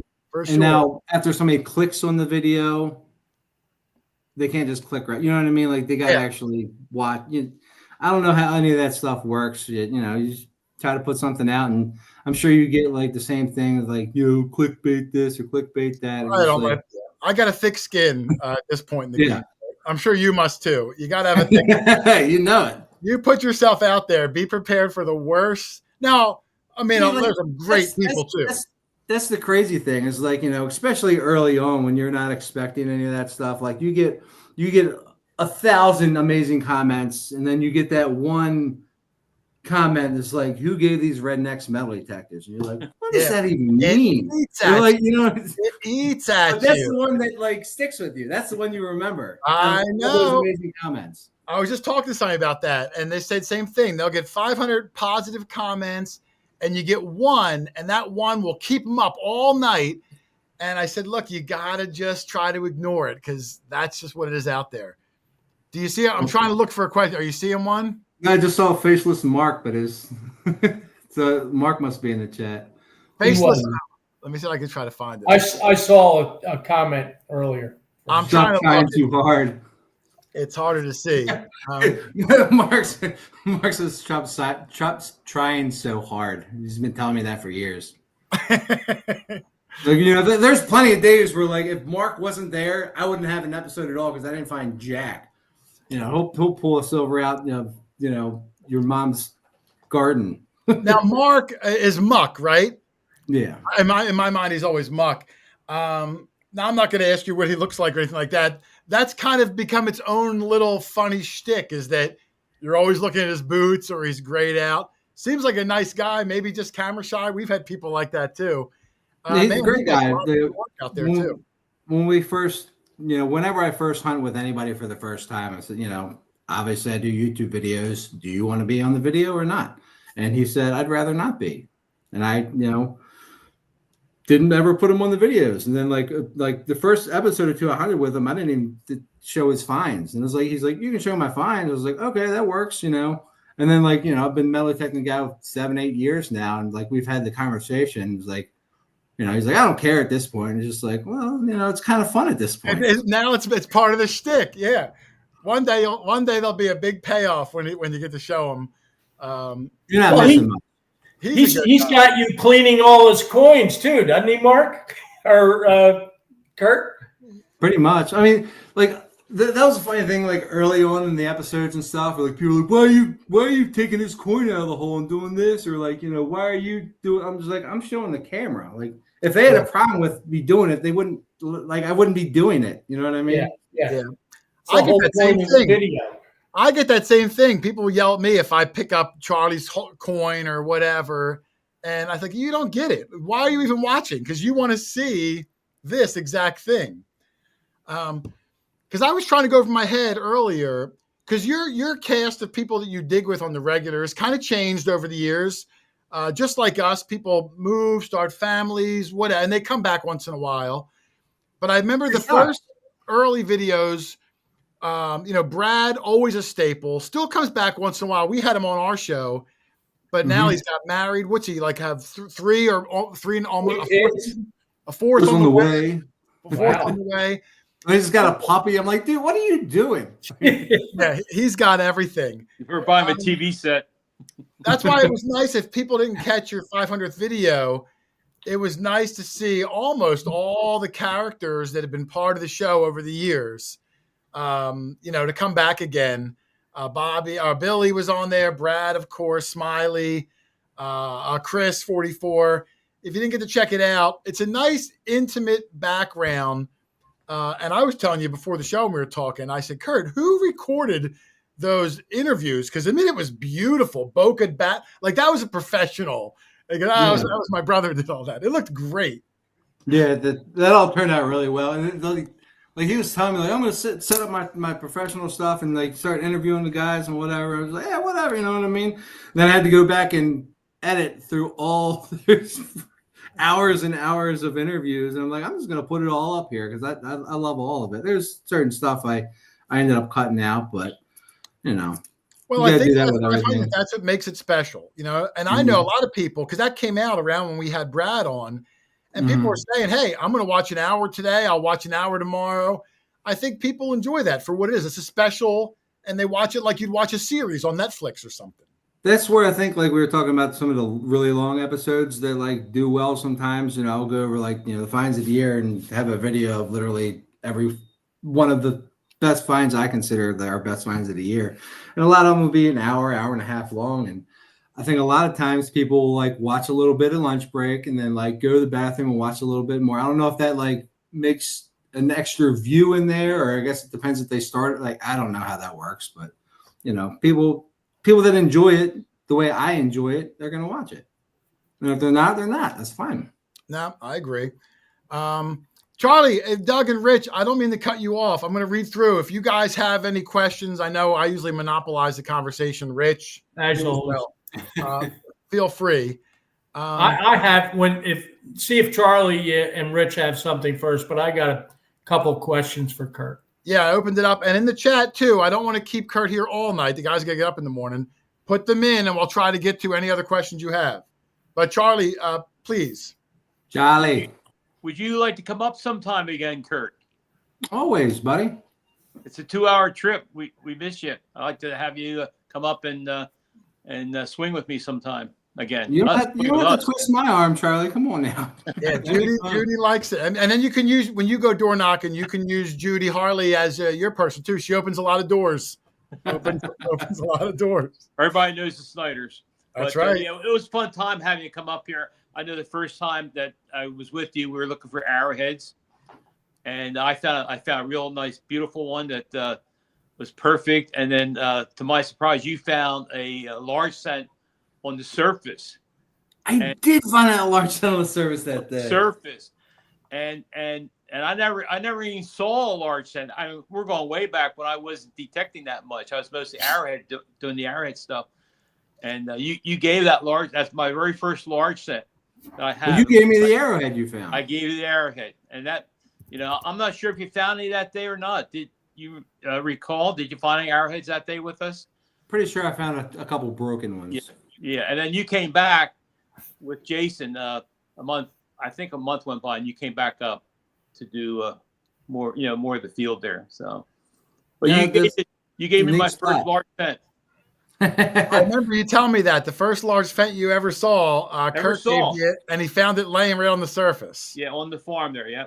So that doesn't happen too often. I found a lot of sun-baking coins, but very few sun-baking large scents. Yeah, that got me started. The swing detect. The funny thing is we've detected that field and never really found it much. No. Yeah, we have a few. We didn't find a lot. But there was a large scent on the surface. That happens. You found. How often would you say, Kurt, when you get a permission, do the people want to see everything or maybe want stuff? Like, I get that question a lot. Like, you know, how often are you bringing the stuff home? And you know, it varies for us. But what's your general? Do you find a lot of your permissions want to see it, don't care? What's your overall feel? A lot of people just want to see what we found. Yeah, and be like, oh, that's cool, you know, whatever. Some people want everything we found. You know what I mean? Like when you knock on the door, like, what are you gonna do with the stuff you find? It's like, we'll show it to you if you want it. You know, obviously you can have it. If you don't, you know, we'll keep it for our collections. But I mean, if they don't let you on the property, right? There's nothing to dig anyway. So yeah, you know, that doesn't bother me. You know, I've had, you know, homeowners take reals before and stuff like that. It's, you know, it is what it is. I always, for me, it's the memory of finding this stuff. I collect the memories. Like, same. Like once you get home, like you might have a little box like this or a few things that you're really proud of, but everything else sits in a pile somewhere. You know. Yeah. You very rarely look at it. That's why I like doing stuff like this. Every once in a while, I'll be like, "Wow, that's pretty cool." I didn't have any of this stuff 10 years ago. You know what I mean? Well, your stuff looks really organized because when you do your year-end wrap-ups, like I know, like I'd have to search everywhere for the things I found. Where you seem like you must have some sort of a good organizational system. I'm not organized at all. When I was early in the hobby, like early when I got back in that hobby, I literally put every single coin in a flip. Now I get home and like, you know, next time I detect, I have to empty out my sack into my garage somewhere in a pile. Like I obviously get the nicer things off to the side, but you know, the end of the year will creep up and I have to go through and sort all of it again, which is kind of fun. It's another treasure hunt that I get to do all by myself. Like, oh, I remember this. Like, oh, I did pretty good this year. You know, No, that's good. It always looks like you're real. Because I was telling you before the hunt, like my car, there's piles of stuff that maybe I found 5 months ago that are still like just in buckets, and it's hard to find time to clean it. I treasure hunt in the back of Mark's trucker from time to time. I'm like, oh, what's that? You know, pick it up. Yeah. Rich's car looks like a landfill in there, right? I don't know when he brings his car up.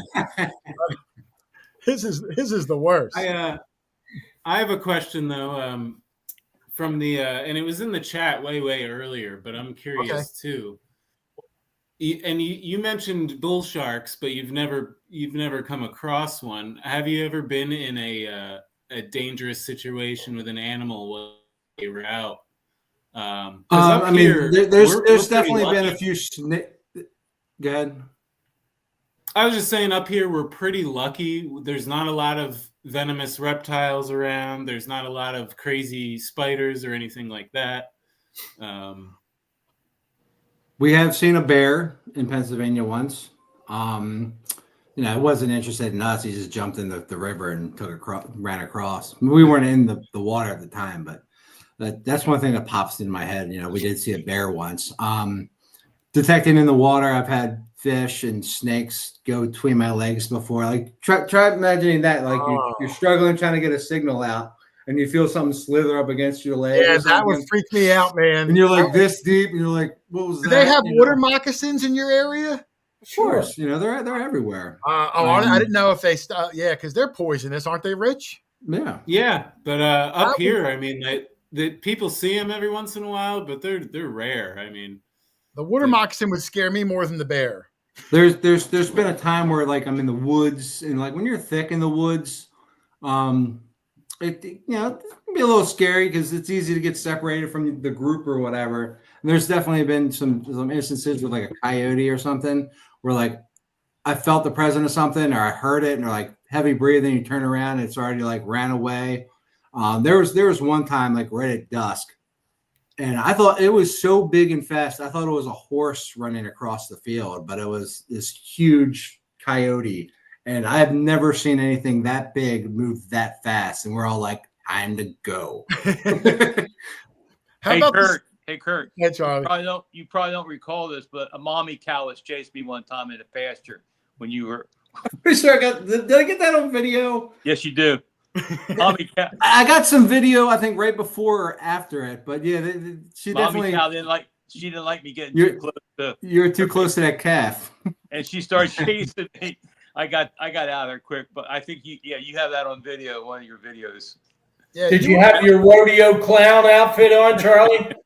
Yes, I did at the time. Yeah. You got stuck a couple times with bulls and stuff, and you were stuck by a tree because there was bulls around. Yeah, that's scary. Those are big animals. Yeah, I was trapped one time on a stone pile. These were bulls too, and they were around me, and I had to wait to almost dark to get out of there. So. I mean, I've hunted in cow fields. I've hunted in fields that have, horses and bulls and all that stuff. And I remember this one horse would like take off across the field and come flying at you full speed. And as soon as it got to it, and stopped. Wow. This thing was like massive and just like, and you're like, good. And he's like, yeah. That would scare me. The scariest I ever had was a human, though. I had a guy shoot at me once. A hunter, and all this buckshot came across the field about 10 feet in front of me. Humans are the worst. I had a guy kind of sneak up on me in the woods. And I mean, I was all alone, but my headphones were on. And I always pop one off when I stand it right. Well, now I do. That's when I started doing that. So people are the scariest thing for me when you're not expecting them. Yeah. So that was a weird one.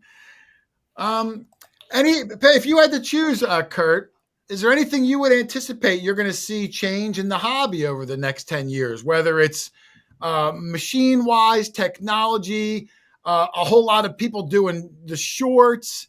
Where do you see the hobby in 10 more years? Are zinc pennies going to be a good find if we stop making pennies now? Like, where do you see it? Let's see, like, zinc pennies are already half gone in the ground when you They find are, them. that's true. People aren't going to find them in another 100 years when probably they not might be old coins by then. You know what I mean? The cool thing is, I mean, the bad thing is it's not a renewable resource like fishing and crabbing and all that stuff. That's another reason why I started those channels, because, it's something else to do eventually, maybe, whatever. But there's not new old stuff getting put in the ground. There's only so much of it. Luckily, there is a lot of houses, not all 1600s, 1700s, 1800s, but there's a lot of, early 1900s or late 1800 places where you're going to find plenty of cool stuff, Indians, and any place that's 1860s, you can find any of the coins that we find on any of our episodes, because the Coinage Act up until 1860, whatever, when they did away with foreign coins, like out of our circulation, they weren't, used for U.S. currency anymore. You can find all those coins. Like, we've detected 1860s place and found reals and large cents and British coppers and all that stuff. Yeah. We did a neighborhood that was built in the 50s, the 1950s, and found 3 large cents in the front yard because it was a farm field and they just plopped these houses on. So, no, it's true. But, it is getting harder and harder to find those really nice early version colonial properties. Yeah. No, it is. And like you said, once they're out of the ground, it's not like fishing where you get a good hot hole, you can keep going back. You get a good hot spot, everything you find is one less thing that's no longer there. I mean, a lot of the places that we've hunted in the last couple of years, it was more or less a one and done thing. We got a couple of lucky finds. Obviously, you can't find it all. And if you ever like detecting a farm field, imagine taking a sheet of paper and taking a ballpoint pen and trying to color in the whole thing. That's not what we're doing. We're doing a line this way, a line that way, find a hot spot, work that, circle that around, crisscross all over that. But there could be anything, anywhere. I found 2 reals, the furthest away from any house you could imagine, just, in the corner of the property. Like, why'd this get here? Because somebody was riding their horse over there and, the horse bucked and he dropped this coin. Like, you don't know how this stuff got there, which is the coolest part. Like, I feel like a lot of the stuff we find is from either people fighting, like fist fighting, or being drunk and fell over, or, there could be anything. Yeah. Getting bucked off a horse, fall off, anything. We did that. I think a lot's from fighting. We found 22 crotal bells in one small area once. And the story we came up with was a guy rode his horse from a tavern, so drunk, the horse fell over. The whole we just made up this whole scenario. Because how else would there be 22 of them? They lost the whole shebang. There's a question from Tim Mason, and I'm going to kind of reword it a little bit. We've had a couple things over the years that we were able to donate to museums. Charlie has a good story about something he found. Have you ever been fortunate enough to donate something that now displays it in a museum? And even so, even better, as found or donated by the Hoover Boys, anything like that ever? We've definitely donated a lot of finds to historical societies and stuff like that, through like the club hunts that we used to go on. We would donate all that stuff to the historical society for those places, whether they're displayed with our names on them and stuff like that. I doubt it. But no, nothing really rings that much of a bell. Okay. I don't know if I have stuff that is museum quality in my eyes. Oh, for sure. I have stuff down. I tried to donate something to a museum, but they wanted me to sign this paper that said they could sell it for whatever they wanted. And I said, forget it. And I took it and left. But Charlie, somebody down the line is going to have a field day with all this stuff. I have piles in my house. I have one display case where I told my wife, if anything ever happens to me, a lot of this stuff is just junk. I love it because I found it. But but one specific case, make sure you have someone look at it. The rest of it, if you throw it away, go throw it in a field and let future people find it again. That's funny you say that, because I've thought about that too, like taking some of the stuff back to like different parks, and even like the thousands of Indian head cents I have just like sitting there rotting. Like, let me go rebury them at a park somewhere and make some kid's day. You know what I mean? Yeah, I agree. I mean, how much fun is that? I did an assembly. I've done a couple of them over the years. I do like a Zoom assembly for schools, and you try to motivate the kids. We send them detectors and whatnot.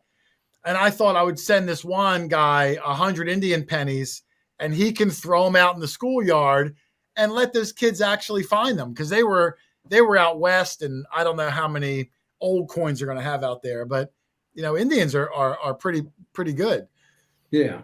And like going back to the question about where I see the hobby in another 10 years, I mean, with the technology, like, are we going to have a machine that's going to know it's aluminum? Are we going to have a machine that's like, like obviously there's machines out there now that have imaging and stuff, and, it takes some of the fun out of it.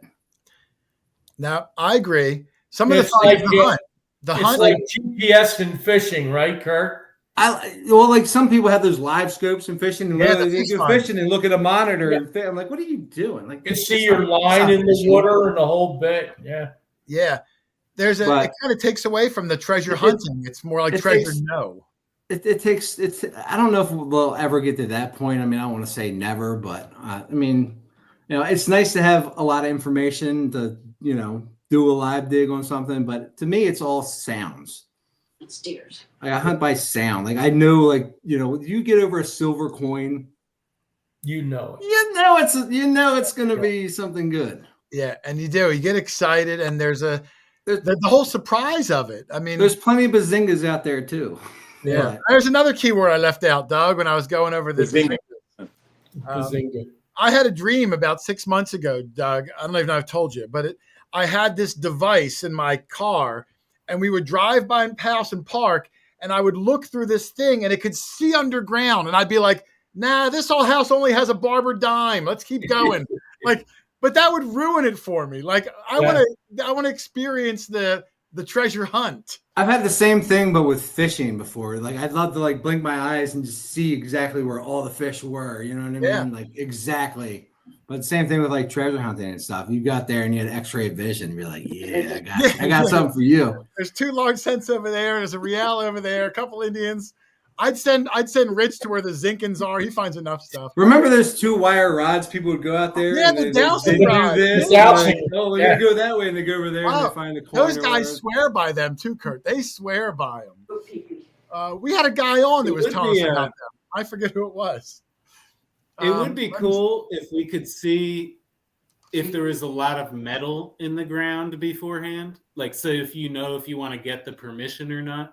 You can't tell what stuff is. You could just, if there's going to be signals. Well, it's like a new permission. You don't know if it's good or not until you spend an entire day there. And sometimes it's not good. And you're like, well, never coming back here. But, unless you investigate the whole thing for a day, you're not going to know. And a lot of times we're picking up scraps that, other people have already detected. Yeah, that's what we say. Boots on the ground. You don't know. I mean, we've had some spots that were on paper should have been great and stunk. And we had spots that we didn't even know why we're there and had an incredible day. Like, how many times have you got an email? It's like, hey, I got a permission to, do this field around like this place. And like, they give me the whole history of the whole area and all that stuff. Do you think it would be a good place to try? I'm like, you don't know until you get out there and do it. I mean, how many times you get into a yard or whatever and it's all filled dirt and you're like, ugh, you know what I mean? Or like it's been turned over so many times and you don't know until you get out there. Now, and that's half the fun. The hunt sometimes is half the fun. I mean, we like to find stuff, but it's the treasure hunt. It's the unknown. It's hearing that good signal, digging the hole, hoping it's going to be good, but you don't really know. Maybe seeing a round edge and you get all excited and, turns out to be an aluminum Sunoco token, but you're hoping for something cool. And like, I'd be lying if I said, I didn't get somewhat jaded over the years. You know what I mean? Like with finding good stuff. There's nothing like finding a first for the, a first of anything. Sure. Like your first silver ever, or your first, gold ring, or your first your first real, or your first big cut. Like that first feeling of finding that for the first time ever is the best feeling. And once you lose that for that coin, it more or less goes away. I still get excited about it. Like there was like 2016, 17, like we were hitting places and we couldn't miss. Like back to back to back to back, like we couldn't miss. And now, like, it got me a little jaded where, like, I didn't expect to find this stuff, but it wasn't as meaningful. And, you go through a few rough patches and a few silver droughts or copper droughts or whatever, and you like respect that. I respect the hobby way more right now than I did, 7-8 years ago.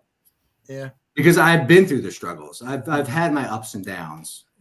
Do you still I don't take it for granted anymore. Do you still get as excited? Like when you first start off and you dug your first, barber dime, mercury dime, Indian, a matron head.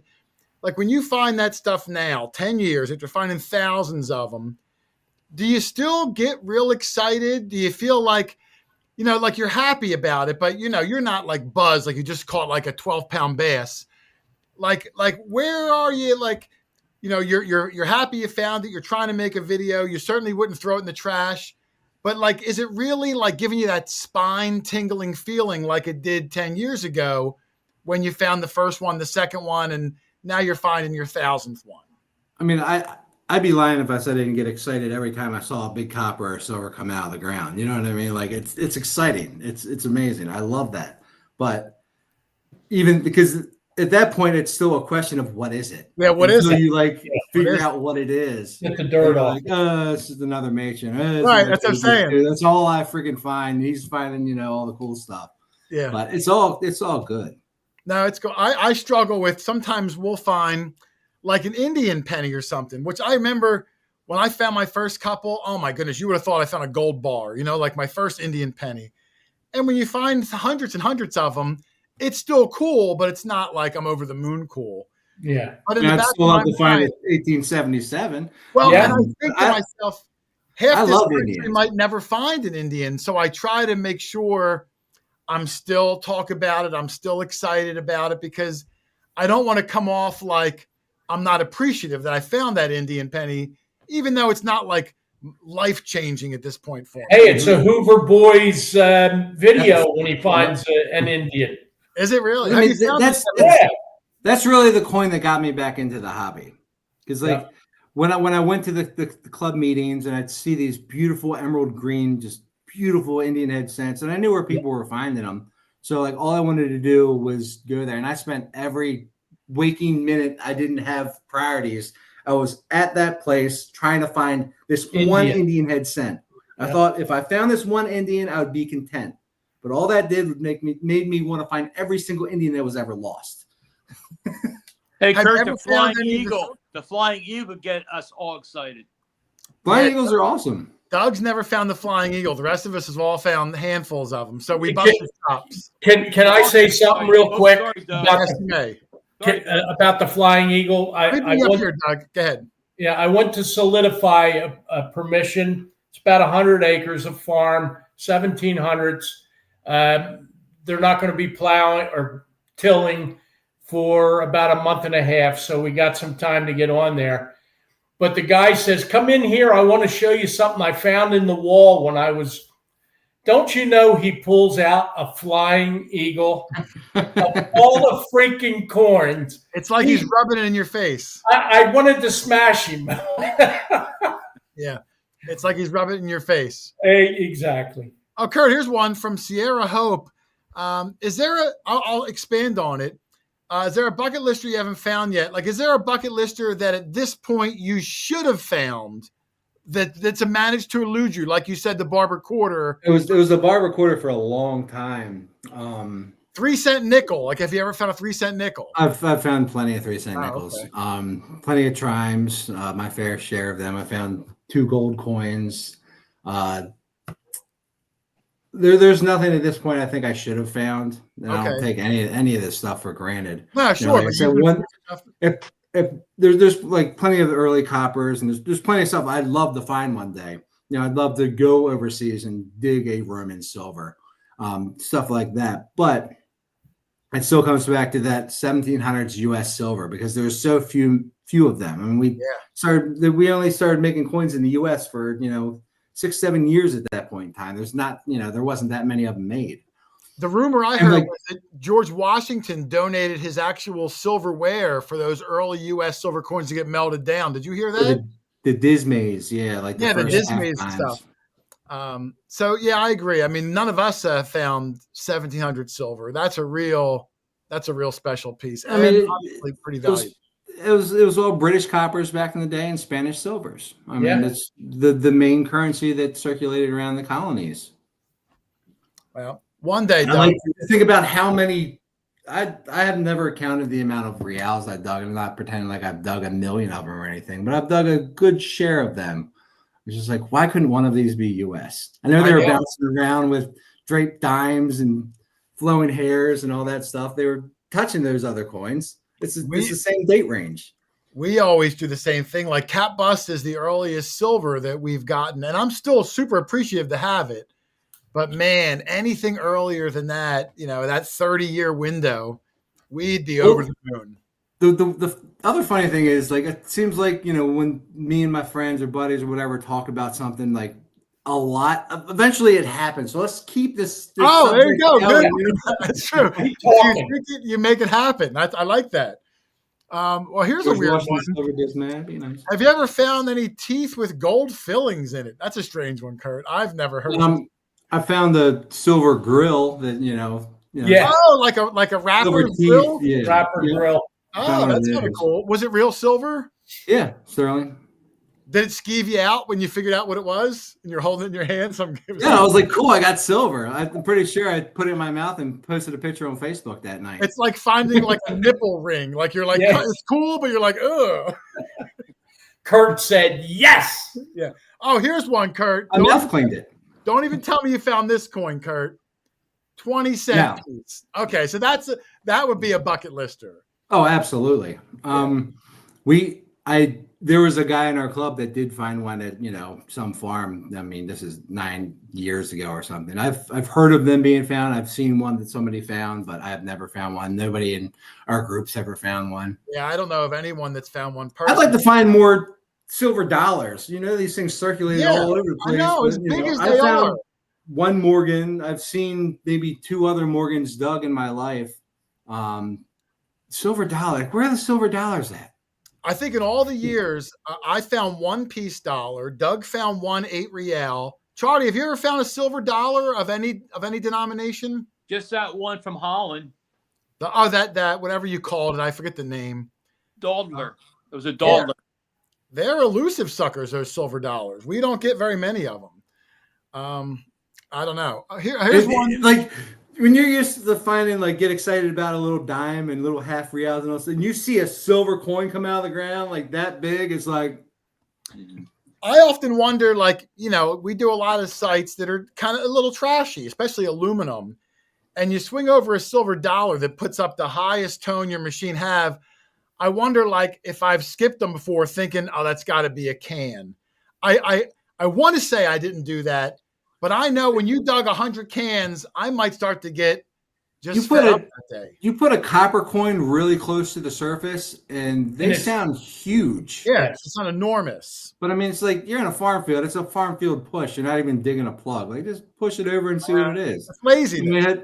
You might have to carry some more can around in your pocket, but. Yeah. Laziness. I'm sure we've all beeped over a gold coin at some point and didn't dig it. And didn't dig it. Yeah, I said I'll never be. Rich digs the most signals for us, so he'll find a gold coin. Most likely, it would have to be a really clean field. If you're digging buttons and stuff, I mean, they're going to ring up like your average button. Well, I mean, even the $1 ones, they're not real low, like a tomback. The $1 ones beep kind of like a nickel. Oh, that high. Okay. Well, I dig all those nickel signals. So that's what I'm saying. Like if you're digging tombacks and little buttons and stuff, there's you're gonna go after it. Yeah. Especially if you're in the middle of farm field, like where you're digging everything. Like you're in a trashy yard, you're not going to dig a million freaking plugs in somebody's yard. But yeah, we try to keep them in another. Amanda Collins was saying, yeah, she didn't even know a 20-cent coin existed. Yeah, that's a real rare one. Yeah, they only made them for a few years. Yeah, and very small, all silver. And another rare one too that I don't know anyone that's found. One guy told me he found one. I never saw it. Was the Confederacy made pennies for a couple years. We would never find one up here. Maybe down south. Very few of them. Super valuable. I don't even know if that's something on your radar, but I guess it's it's possible. Anything's possible. Like I said, I've found coins that we've joked about finding. You know what I mean? Like your Lord Baltimore, 100 of them. Baltimore, the chain scent. I've always wanted a George Washington button. Did I ever think I was going to dig one? No. Like you see people posting them on Facebook pretty often sometimes, and just like there wasn't that many of them. Like how many are still out there in the ground? They're out there. Most of them we see are the chicken. I got a buddy. You probably know him. Do you know Dave Wise? He's up like absolutely.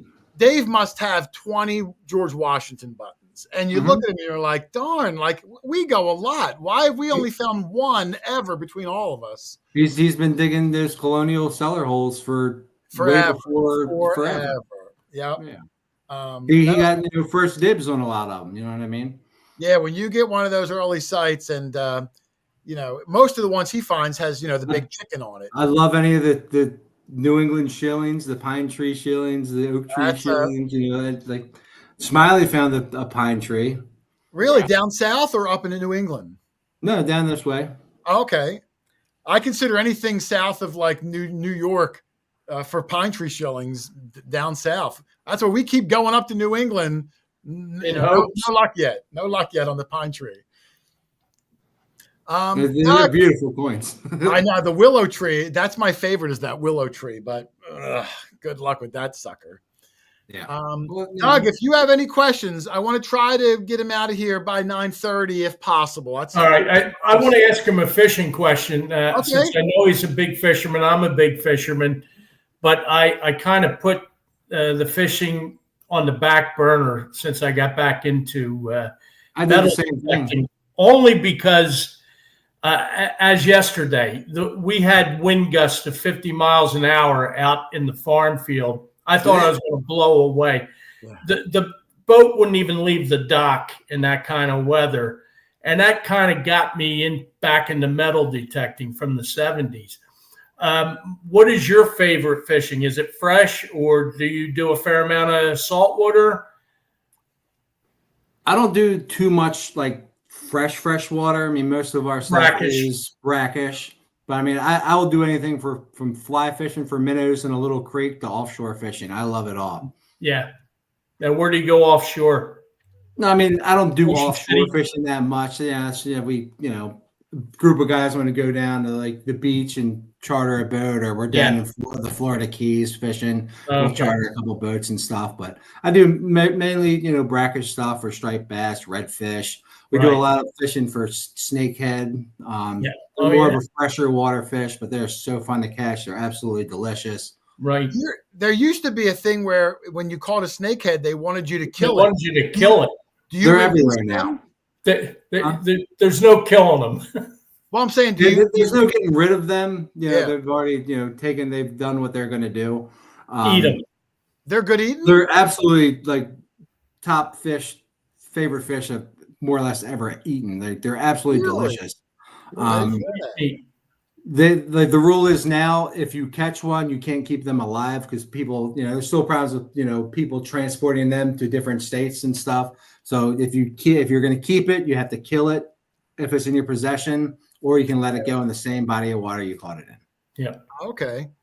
Now I saw on your catch and cook cabin video, you were saying that you were going to give some techniques on cleaning fish, cooking fish.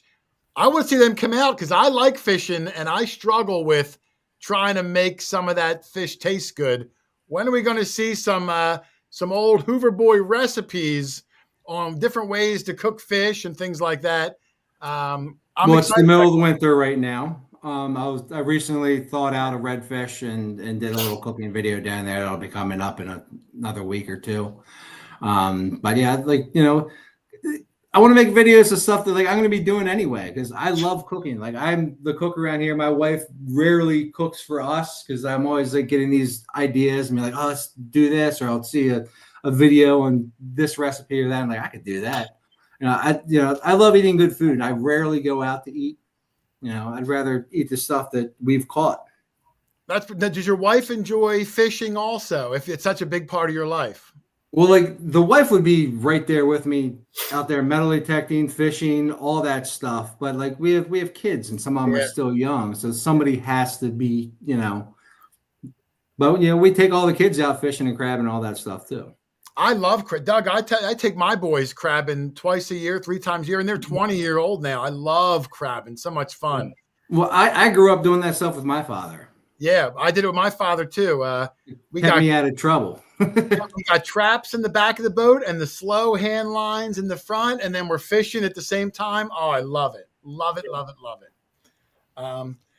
But all right, almost 9:30. Guys, last minute questions for Kurt. If anybody has any questions, he does not do very many live streams. So this might do all the ones I'm asked to do. People, you know. they're intimidated. They're intimidated. It's like a door knock. People are intimidated. But I appreciate you coming on, man, on a weekday, 2 hours of your time. I really appreciate it. It was very nice of you. But anybody get them in. Always, anytime. And we'll get together. We've got a lot of spots that, you know, hey, granted, it might be a 2-hour drive, but we drove 7 hours last weekend and had it just to kill it. People think I'm hunting 5 minutes from my house. Like it's every hunt you see is usually a 2-hour drive. Is he still that far you're going? We hunt all up and down the East Coast. You know what I mean? If we get a lead or whatever, like, you know, we go. Now, I have a question for you, Kurt. After the initial group, you know, when you first started, you and Brad and Bobby and Leo, you know, and since then, a lot of people have joined, you know, for once in a while, maybe some of them a longer time. Are all those people that they start off as, I hate to say fans of the channel, make it seem like they're fans, but well, I mean, that's how they knew the knew channel of me. Yeah, that's how they knew of me. Bobby was the same way. He wasn't an OG, you know, he was, you know, but, you know, he knew us from the Hoover Boys. He was watching us online, and he ended up coming to our club and meeting us that way, sort of. Actually, he found a hunk of something that he thought was silver, and he knew I had like a test kit. So I met him at a Home Depot the first time I met Bobby. We met him at a Home Depot, and he talked my ear off for a few hours, and we tested this hunk of aluminum he had that he thought was like silver or something. That sounds familiar. Yeah, that's how I met Bobby. I'm going to guess it wasn't a hunk of silver. Am I right? Yeah, I think it was melted aluminum. It was weird looking stuff, and he kept finding these hunks of this stuff, and obviously it rings real high like silver, and it's shiny like silver. But it wasn't silver. Whatever it wasn't silver. I'm sure that those are out there, but if I tell you how many times people sent me a hunk of a aluminum photo and thought it was silver, I just tell them, go get it back. Here's a link to the test kit on Amazon. I said, but don't get your hopes up. It's probably not going to be. There was a question that went by real quick, Kurt. What's the oldest coin you found? And I'll say on U.S. soil, not counting when you went overseas. The oldest dated coin. Well, a lot of the really early coins don't have dates on them. Right. Well, at least with the range based on who's on the coin, or there's been a few hammered copper Spanish coins I found that do date back into like the later 1500s. I have my fair share of 1600s coins. Obviously, the Lord Baltimore, they were all minted in 1659 or 58 or something like that. But you got 1,500 coins, at least one in the U.S. I've seen 2 Queen Elizabeth, pennies or sixpence come out of the ground. Bobby found a 1561 sixpence. Smiley found a 1569 3-pence. I think it was a 3-pence. But I mean, like, they are out there. Yeah, for sure. Charlie found in America. Charlie found a Roman coin from the year like 270 AD in a farm field in New Jersey. So, listen, how it got there, your guess is as good as ours. But I was next to him and watched him dig it up.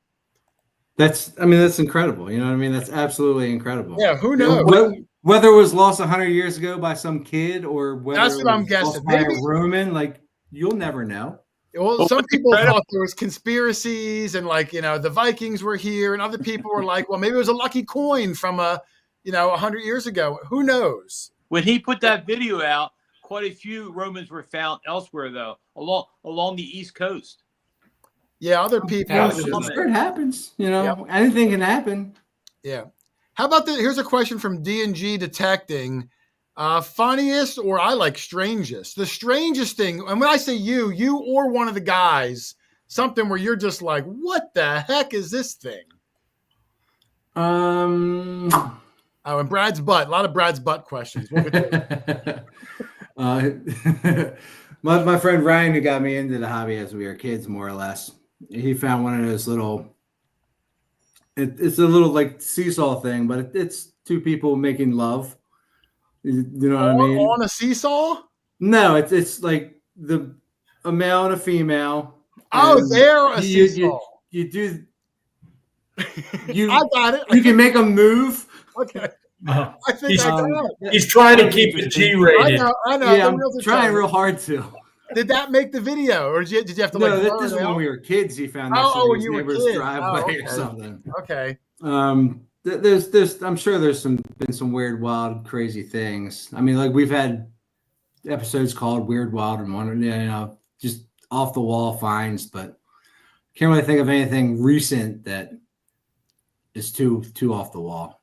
All right, Kurt, would you prefer to find old coins or old relics? Great question.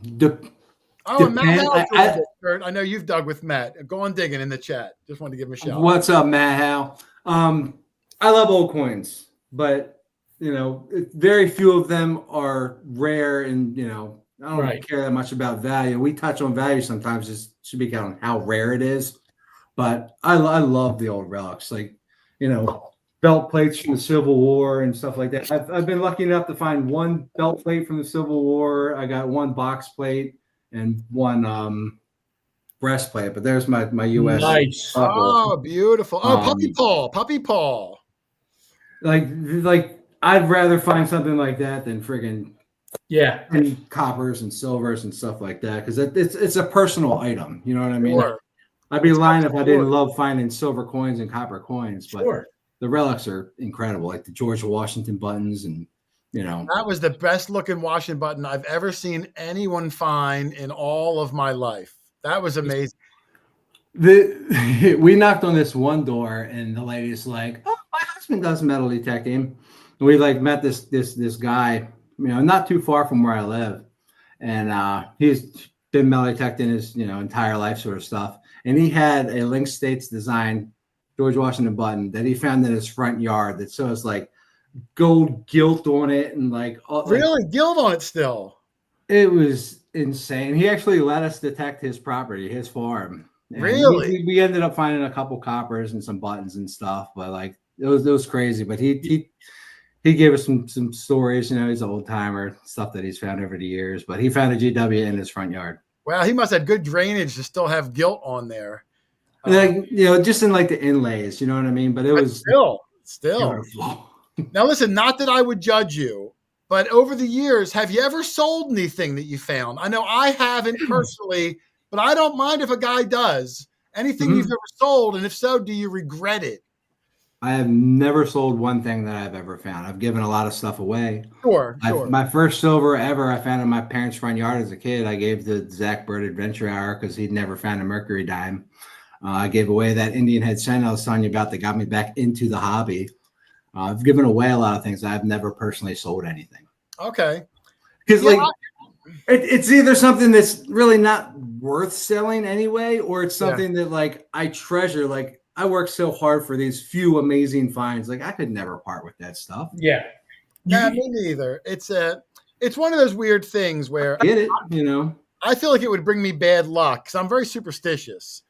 But some guys do sell things, and I don't find it wrong because the person buying it is obviously going to cherish it, or because they're paying for it. So it's still going into good hands. I I can't. I've never cashed in a single Clad coin I've ever found. They're all in mason jars. I've recently got rid of all my Clad coins to wish I buy could. furniture and stuff for the cabin. Yeah. I truly am a hoarder. I can't seem to, can't do it. Do you ever take your scrap brass and copper? Oh yeah, and Doug does that. Cash it in. I do. I But still I'm have, a senior citizen. I still have them in buckets and stuff. I've never actually cashed them in yet. Yeah. Oh, like, really? I'd be lying if I said I wish I would have kept up on some of that stuff. I mean, a lot of times stuff ends up in the garbage when you sort through it, and brass is heavy. Like yes, all the lead and stuff we find too, like that stuff definitely adds up to real money. Yeah. Well, the lead I donate to the fishermen I know, and they convert it into weights and what have you. And Brad's wedding ring, I know he talked about that on when he was on here. 500. But I found that 18 karat gold and platinum wedding ring, and when he was looking for a ring, he wanted to see it. He was like, "I want a two-tone ring," and he asked to buy it from me. Obviously, I'm not going to take money from one of my best friends. I gave it to him, not even thinking about it. You know what I mean? It's amazing to think that something I found in the ground is on one of my best friend's hand. It's so cherished by him. Yeah. Yep. Yeah. It's absolutely amazing. It's almost like he's half married to you too. Well, he talks about Brad's butt all the time. Everyone talks. There's a lot. That was Bob that brought up Brad's butt. Okay. Now listen, I'm going to say, Doug, that Brad is a handsome dude, and this is coming. He is. Yeah, he's got to be. Guy. That's a handsome guy. Yeah. So, he missed out on his Hollywood career. But well, I don't know. Wasn't he on the Garrett box at one time? Sinkers, Matt. I still have all my sinkers, Matt. Oh, all the sinkers. Yeah. Do you? Some people. We dig so many fishing sinkers. I repurpose them too. Like I don't do a ton of bait fishing, but when I do bait fishing, I'll bring the kids out with top and bottom rigs, and the weights on there, weights that I found in the water. Yep. Now, do you show your kids how to fillet the fish and all that? Are they learning the whole? Self-sufficiency from piece to plate. Well, I mean, that's why you do it. You know what I mean? Pass on the same things that you were taught as a kid, and it just it's the neatest thing going back and rewatching all the childhood movies and stuff with your kids that you enjoyed as a kid, and just reliving childhood again through them, because we're all big kids. I mean. Oh, it is. It's the best thing. That's what got me in detecting, was doing something with the kids. You should do it with your son, right? That's what got me into it originally. Yeah, I remember those early videos. Yeah, and same thing. That's why I thought you'd think it's really nostalgic to watch your daughter at 4 years old pulling that giveaway thing. Where, I remember my daughter at 14, 15. They kind of pull away a little bit as they're finding themselves, and my daughter had some grumpy years there, and then they do come back around. But, those teenage angst years, they give you a little bit of kickback. But, to see her 4 years old, if I go back and watch my old videos, my son, 9, 10 years ago, it's cool that we were able to capture those things. That's why I do it, to capture those memories. It is. It's so cool to be able to go back and watch that all. Just like you can't make new old friends, it's hard to make new old memories. Yeah, even the guys, you go back and you watch some of the old videos with Brad. That was still 10 years ago from him. He was probably a baby back then. He's a young guy. Mm-hmm. Just part of the cool things. Well, that people you guys ain't boys anymore. Like the Hoover Boys is I'll always be a kid at heart. I'm a Toys R Us kid. Yeah, when this hat goes on, I'm 15 years old again. You know what I mean? Mm-hmm. The whole rest of the day, I'm dad. I'm grandpa now. When the hat goes on, my body ain't as young as my heart and my mind is. But I told you, I went bowling last night. I can barely walk today. I feel it. I feel it. Because you use an accessory muscles you don't use on every day. Yeah. It's going to get you. Goodness, I could barely walk up the steps. My wife's like, "Do you want to take some Advil?" I'm like, "I'll be all right. I'm just going to sit." It's tough. It knocks you down. Hey, Jason, we're going out Saturday, right? Yes, we're going out Saturday. You can take a nap with me then. I might. If I can get a gold ring, I'm taking a nap. No doubt about it. I want to get a picture of that. Yeah. But listen, we're going to go ahead and wind this up. I feel like I didn't want to take him this long. It's been over 2 hours, and I'm super appreciative Doug, Rich, Charlie, I'll give you guys each one last thing we say to Kurt before we cut him off. And again, Kurt, thank you for spending the whole night with us. I appreciate you guys having me on. Best of luck to you guys Saturday and in the future with everything you guys get yourselves into. Always. It would be nice to hunt with their group again. Yeah, Kurt's always welcome up. I mean, he's not that far away, and we're out, especially that way, pretty often out in that whole. I don't want to say where Charlie lives, but you know the area. Yeah. Mm-hmm. You know, we're out there a lot. We'd always love to have you around. I appreciate it. Rich, anything last before we cut Kurt loose? Yeah, thanks for coming, and I hope you do, or I hope we can meet up at some point and dig together. Just like a lot of the people here tonight, you were among the first channels that I started watching. You and Jason both. So it's just great to meet you tonight. Yeah, appreciate you guys having me on here. Nice to meet you guys, and I've met the rest of the crew. I saw you, when Brad was on, you and your wife, and talking about, different things. So it was nice to meet you. Appreciate it. Yeah, Brad was a good guest. He was really informative with that whole. Rich is trying to start a channel on that site of selling different things. Whatnot. Oh man, I saw the episode you were on his show selling your childhood coins. You must have a lot of them because I tuned in at like 8 o'clock. And then I tuned back in at like midnight. You guys were still selling coin. It was absolutely insane. And like, a lot of that stuff, like, it's been sitting in my basement for so long. And, yes, it was the coins I collected as a kid and throughout my life or whatever. But the coins I've found mean so much more than the coins I bought or were given me over the years. And I still have tons of coins that, fans have sent me and stuff too. It's like, I don't miss that stuff, and it paid some bills that I needed to pay at the time, and it really helped me out. If anybody here that was on there that actually did that and helped out, it was huge. I was super touched by that. The people that came out and supported that, it was amazing. Yeah, there was a lot of people, and man, Brad had you working. You were in the background writing. I didn't know what I was doing. He was doing his thing, and I was just trying to do what he was telling me to do. You were a good student back there, though. I mean, that's got to be so overwhelming to have 10,000 different lots, and that's a whole knack to it. So I'm glad it was really successful, and they all came out for you. Yeah, that's Brad's. It's his livelihood. He's good at what he does, and he's a smart dude, and it's an honor calling him a friend. Yeah, he's a good dude. I was happy he even came on. So all right, we're gonna cut you loose. Oh, one last one. I'm sorry, there was a few people there earlier.